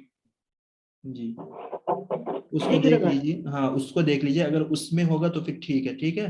वरना जो है ये 1:20 ही है, और यही कंसीडर भी किया गया, इससे क्वेश्चन आया है, ये इसको गलत माना गया, तो ये तो अपडेट होगी। क्योंकि उनकी जो अभी अपडेटेड बुक भी आई है ना, उसमें भी उन्होंने यही दे रखा है, और नेट पे भी तो यही मिल रहा है। चलिए ठीक है। जी सर, केविन मैदान में भी वही है जो आप कह रहे हैं, लेकिन मैंने अभी देखा जब आपने बोला चेक कीजिए तो वहाँ यही लिखा था। नहीं चेक करने पे मैं भी वही कह रहा हूँ ना, जो आपने अभी मैसेज भेजा मैं समझ गया, चेक करने पे डायरेक्ट वही आ रहा है ऊपर, लेकिन उसके नीचे गाइडलाइन आ रही है, उसको आप पढ़िए जो यूजीसी की है। जी जी सादिक सर जी एक बात जहां से ये नोट कर रहे हैं वहां पूरी जो बात लिखी हुई है उसको पढ़ने का है। ठीक है, the faculty student ratio should not be less then 110 after 3 years. यानी 3 साल के बाद अगर जो है डीम यूनिवर्सिटी डिक्लेयर हो गया, उसके 3 साल बाद तक जो है 110 से कम ना हो पाए। जो है डिक्लेयर होने के लिए तो 120 होना जरूरी है, 1:20। लेकिन ऐसा नहीं है कि जो है डिक्लेयर हो गया और उसके बाद जो है वो डीम टू बी यूनिवर्सिटी ही बाकी रहेगी अगर जो है 110 से कम हो गया तो। ठीक है, ये दोनों अलग चीजें हैं, दोनों एक चीज नहीं है। एक होता है किसी चीज के क्राइटेरिया को पा लेना, और एक होता है कि उस जो है हासिल की हुई चीज पर बाकी रहना। तो बाकी रहने के लिए जरूरी है कि 110 से कम ना हो उसके डीम टू बी यूनिवर्सिटी बनने के बाद। ठीक है, यूजीसी की जो गाइडलाइन है उसमें ये लिखा हुआ है, जो कि जिसका जो कॉपी करके जो भेज रहे हैं हाफिज साहब ना, वो उसका मतलब ये है। ठीक है, समझ में आई मेरी बात? जी वो एक अलग बात होगी बिल्कुल। हाँ वो एक अलग बात है। एक होता है कि हमारे जो है फर्स्ट पोजीशन हासिल करने के लिए हमारे लिए जरूरी है वही कि बता हम जो रहे है हैं। 100 में से 80 नंबर लाएं, और जो है हम फर्स्ट बने रहेंगे इसके लिए जरूरी है कि हमारा कोई भी किसी साल में 60 से कम नंबर ना आने पाए। ठीक है, ये दो बातें अलग अलग हैं। ठीक है, समझ में आ गई बात? जी जी, यानी ये कहना चाह रहे हैं कि क्राइटेरिया जो हमारी है 1:20 की, इसको पाने के बाद हम इससे कम ना हो पाए। हाँ 110 से कम ना हो पाए फिर हम। ठीक है, ऐसा ना हो कि जो है हमने जो है 120 का रेशियो होने की वजह से हमें डीम टू बी यूनिवर्सिटी का क्राइटेरिया तो मिल गया, लेकिन जो है कुछ जमाना गुजरने के बाद 3 साल गुजरने के बाद जो हमारा रेशियो कम होता चला गया। ठीक है, तो 3 इयर्स का जो उसमें कैद लगा हुआ है। ठीक है ना? समझ में आ गया सभी लोगों को? जी, जी जी। सर, जी जी। जी ठीक है, चलिए इस क्वेश्चन का आंसर जी 2-3 क्वेश्चन और बचे हैं, क्वेश्चन कर लें या फिर क्लास को एंड कर दें यहाँ पर, आप लोग क्या कहते हैं? सर मतलब करेंगे 2-3। चलिए ठीक है, सर ऑप्शन ए। जी जी ठीक है, देखते हुए आपने इसका आंसर बता दिया, ऑप्शन ए बिल्कुल सही बताया आपने। आप लोगों को क्या लग रहा है, ये मतलब क्वेश्चन समझ में आ गया ना किससे ये क्वेश्चन आया हुआ है? देखिए ये इवैल्यूएशन, फॉर्मेटिव इवैल्यूएशन से ये क्वेश्चन आया हुआ है, और मैंने पहले भी बताया कि जब फॉर्मेटिव इवैल्यूएशन आएगा तो इसके कीवर्ड आपको पोटेंशियल, इंप्रूवमेंट, इनहेंसमेंट, डेवलपमेंट, ये सारी चीजें यहाँ पर लिखी हुई आएंगी आपको, ठीक है। और हमने ये भी बताया था ये ड्यूरिंग द एक्सटेंशन होता है, ठीक है। तो यानी ऊपर जो है असर्शन दिया हुआ, नीचे उसका रीजन दिया गया है, तो ये इस एतबार से दोनों बिल्कुल सही है। जी क्वेश्चन नंबर 117, इसको आपको बताना है identify from the following spectrum of teaching method which are the dialogic. तो डायलॉजिक टीचर हमने पहले भी बताया था कि डायलॉजिक टीचिंग होती क्या है, यानी जहां पर टीचर और स्टूडेंट के बीच में क्या होता है, डायलॉग चलता है। तो कह रहे हैं टीचिंग मेथड की उन सूरत को, स्पेक्ट्रम यानी उन शक्ल सूरत को आप बताइए जिसको डायलॉजिक मेथड कहा जाता है, जिसको डायलॉजिक कहा जाता है। तो आप इस तरीके से, आपको मालूम है कि डायलॉजिक होता क्या है, जहां पर टीचर स्टूडेंट के दरमियान डायलॉग चलता है। तो आप इसमें इसको ऐसे निकाल सकते हैं कि इसके अंदर जो सिर्फ लर्नर सेंटर में आता है उसको आप अलग कर दीजिए, और जहां पर दोनों का इंटरेक्शन होगा उसको लेकर आप इसका आंसर दे सकते हैं। तो आप में से बताइए कौन बताएगा इसका सही आंसर? देखिए जो सिर्फ टीचिंग सेंटर में सर आएगा और जो सिर्फ लर्नर सेंटर में आएगा उसको अलग कीजिए जी। Sir option D, option number D, simulation and role playing and computer aided मैंने ये इंस्ट्रक्शन। कहा है डायलॉजिक जहां पर डायलॉग चलता है दोनों के दरमियान। डायलॉग का मतलब एक तरीके से दोनों की पार्टिसिपेशन होती है, टीचर और स्टूडेंट की। जो सिर्फ लर्नर सेंटर में आएगा, देखिए आपने जो बताया है क्या होगा, sir A option, A and C. A and C नहीं, देखिए वही तो आप लोग कंफ्यूज हो रहे हैं ना। एक मिनट, इसका जो सही आंसर सर होगा इसमें जो है ऑप्शन बी और डी, ऑप्शन बी और डी जो है, इसमें ये जो ट्यूटोरियल्स एंड केस स्टडी है ये लास्ट टाइम भी हुआ था, मतलब इसमें थोड़ा कंफ्यूजन। आपने उस टाइम बोला था ये कंप्यूटर एडेड इंस्ट्रक्शन जिसमें मूक्स वगैरह आ रहा था, तो इस वजह से मैंने डी बोला। नहीं, मैंने ये कहा है ना कि मतलब देखिए ये इन सबको हम direct to direct learner centre में लेते हैं, साइमुलेशन एंड रोल प्लेइंग इसको भी लेते हैं। और जब वहां ये क्वेश्चन आया था तो मैंने आप लोगों को यही बताया था कि डायलॉजिक का पार्ट क्या होता है, ट्यूटोरियल होता है। और मैंने वहां आप लोगों को यही कहा था कि जब भी डायलॉजिक आएगा वहां पर ट्यूटोरियल लिखा हुआ आपको जरूर मिलेगा, मैंने ये बोला था, ठीक है। देखिए यहाँ पर जो लोग ए बोल रहे जी हैं फिर जी, देखिए जहां फिर पर ऑप्शन बी आ रहा है सर। ऑप्शन बी, फिर भी आपने ये ले लिया लर्नर सेंटर ले लिया। Option C sir.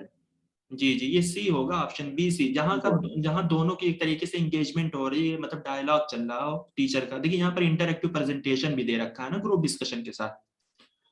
सर ये ए पार्ट है ना, ए पार्ट टीम टीचिंग।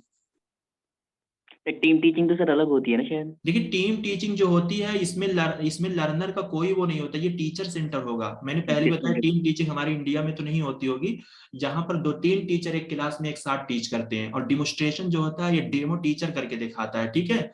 तो ये सारा का सारा जो है बिल्कुल ये टीचर सेंटर, इसके अंदर लर्नर की कोई भी इन्वॉल्वमेंट नहीं होती। यहाँ पर ये वही लर्नर होते हैं जैसे हमें लेक्चर दिया जाता है, हम लोग बस सिर्फ सुनते हैं, हमें कुछ दिखाया जाता है प्रोजेक्टर पर, हम सिर्फ बैठकर देखते हैं और सीखते हैं, ठीक है। लेकिन यहाँ पर डायलॉजिक यानी जहाँ पर डायलॉग चल रहा हो टीचर और स्टूडेंट के दरमियान।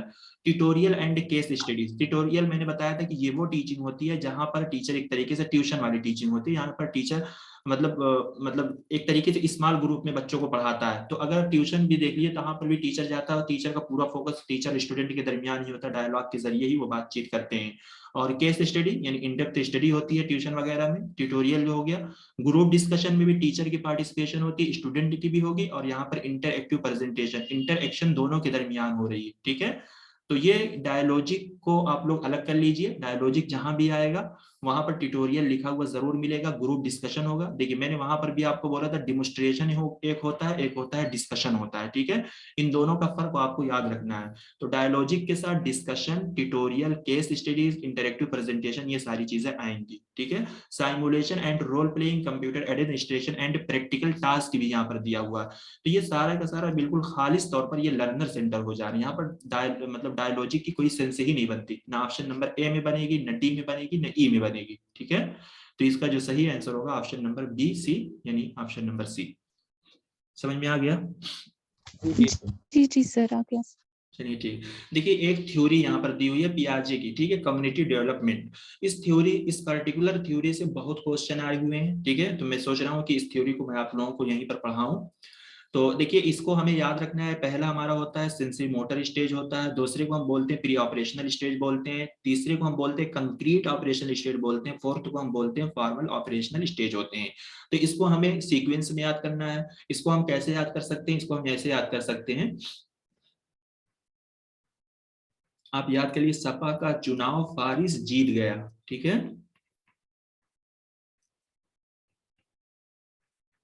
ताकि आपको भूले ना। देखिए यस से आप ले लीजिए सेंसरी मोटर, पी से आप ले लीजिए सपा, मैंने बोला सपा एक पार्टी है ना यहाँ पर यूपी की, ये प्री ऑपरेशनल हो गया। चुनाव से आपका हो जाएगा कंक्रीट, फारिस से आपका हो जाएगा फॉर्मल, ठीक है।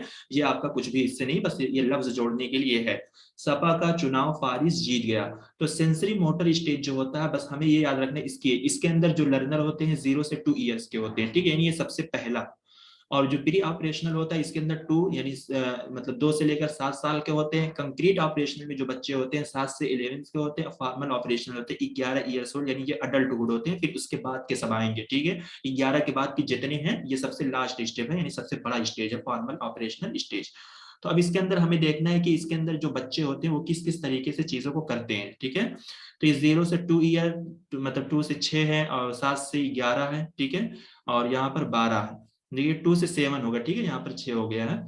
तो ये क्या है? देखिए sensory motor, pre operational, concrete operational, formal. देखिए यहाँ पर जो 0 से 2 ईयर्स के जो बच्चे होते हैं, बेबी होते हैं, वो क्या कहते हैं? Use senses and motor skill item known by use. तो यहाँ पर जो बच्चे होते हैं वो सेंस का इस्तेमाल करते हैं, ठीक है। वो सेंस से चीजों को समझते हैं। जैसे एग्जाम्पल के तौर पर मतलब जो छोटे बच्चे होते हैं वो अपनी माँ की गोद को ज्यादा पहचानते हैं, उनकी एक सेंस हो जाती है। अगर अगर वो रोते हैं, अगर वही माँ उनको उठा लेती है वो चुप हो जाते हैं, लेकिन अगर कोई दूसरा लेता है वो बहुत मतलब रोते ही रहते हैं। तो उनकी एक सेंस हो जाती है, यानी वो सेंस से चीजों को पहचानने लगते हैं, समझने लगते हैं। उनके हाथ में शीशी वगैरह दे दी जाती है तो उनकी सेंस ऐसी बनी होती है वो डायरेक्ट मुंह में ही लगा लेते हैं, ठीक है। वो सेंस से चीजों को क्लियर करते हैं। क्योंकि इन सारी खुसूसियात से ना क्वेश्चन आ चुके हैं, तो आपको ये क्लियर रखना होगा कि सेंसरी मोटर में क्या होता है, बच्चे सेंस से सीखते हैं। प्री ऑपरेशनल जो होता है यहाँ पर सिंबॉलिक, किससे सीखते हैं? सिंबल से।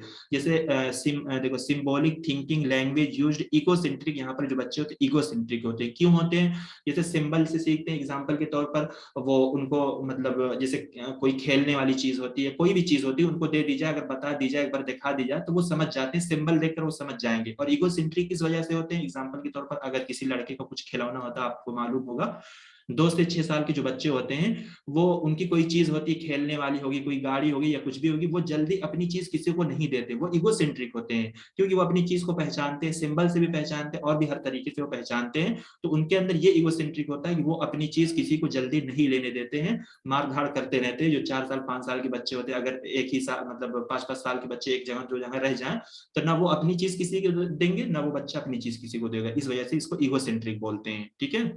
जो हमारा कंक्रीट ऑपरेशनल होता है ये 7 से 11 साल के होते हैं। Logic applied has objective rational interpretation conversation number ideas and classification.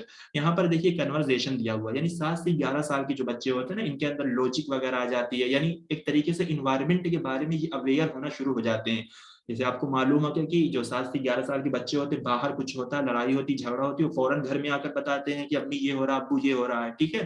तो वो समझने लगते हैं, इन्वायरमेंट के बारे में अवेयर हो जाते हैं धीरे धीरे। और फॉर्मल ऑपरेशनल जो स्टेज होता है ये हमारे सबसे बड़ा स्टेज कंसीडर किया गया है। ये think abstractly hypothetical idea broader issues, ethics है, पॉलिटिक्स है, सोशल है, मॉरल है, इश्यूज। तो यहाँ पर ये सारी चीजें आ जाएंगी जो सोशल के बारे में, इथिक्स है, पॉलिटिक्स और ये दीगर सारी चीजों के बारे में जिन्हें ये जानने लगते हैं, इनके अंदर महारत आ जाती है। तो ये हमारे हो जाते हैं फॉर्मल ऑपरेशनल स्टेज, ठीक है। तो ये थ्योरी सबको क्लियर हो गई, क्योंकि आपको याद करना है इसके स्टेज और इसकी जो ये टाइम बताएगी 0 से 2, 2 से 7 और 7 से 11, 11 ईयर्स ओल्ड, और इनकी जो थीम है, ठीक है। आपको बस इतना इतना क्लियर कर लेना है। सेंसरी मोटर यहाँ पर बच्चे सेंसर से सीखते हैं, प्री ऑपरेशनल सिंबल वगैरह से सीखते हैं, इगोसेंट्रिक होते हैं। कंक्रीट ऑपरेशनल जो होते हैं, यहाँ पर बच्चे कन्वर्सेशन वगैरह करना शुरू हो जाते हैं, लॉजिक अप्लाई करने लगते हैं, इन्वायरमेंट के बारे में अवेयर होने लगते हैं। और फॉर्मल जो होता है, फॉर्मल जब भी आएगा तो वहां पर अडल्टहुड लिख कर आएगा या कुछ ऐसा अच्छा सा लफ्ज लिख कर आएगा, आप समझ जाएंगे कि ये सबसे बड़ा स्टेज है। ठीक है, किसी को कोई डाउट इसमें? No sir. नो सर, ठीक है। जी, तो आज की क्लास हम यहीं पर खत्म करते हैं। इसी तरीके से हम लोग एक एक थ्योरी रोज मतलब करेंगे, ताकि ओवरऑल जो हमारी टीचिंग है वो बिल्कुल कंप्लीट हो जाए हमारे क्वेश्चन के साथ साथ। ठीक है, तो आप लोग इसको रिवीजन करें, इंशाल्लाह आपकी अच्छी तैयारी हो जाएगी इसके जरिए। ठीक है, किसी को कुछ कहना है?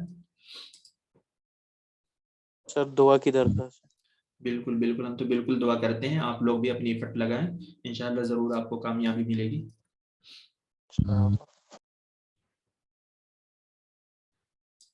चलिए फिर ठीक है, अस्सलाम वालेकुम वरहमतुल्लाह।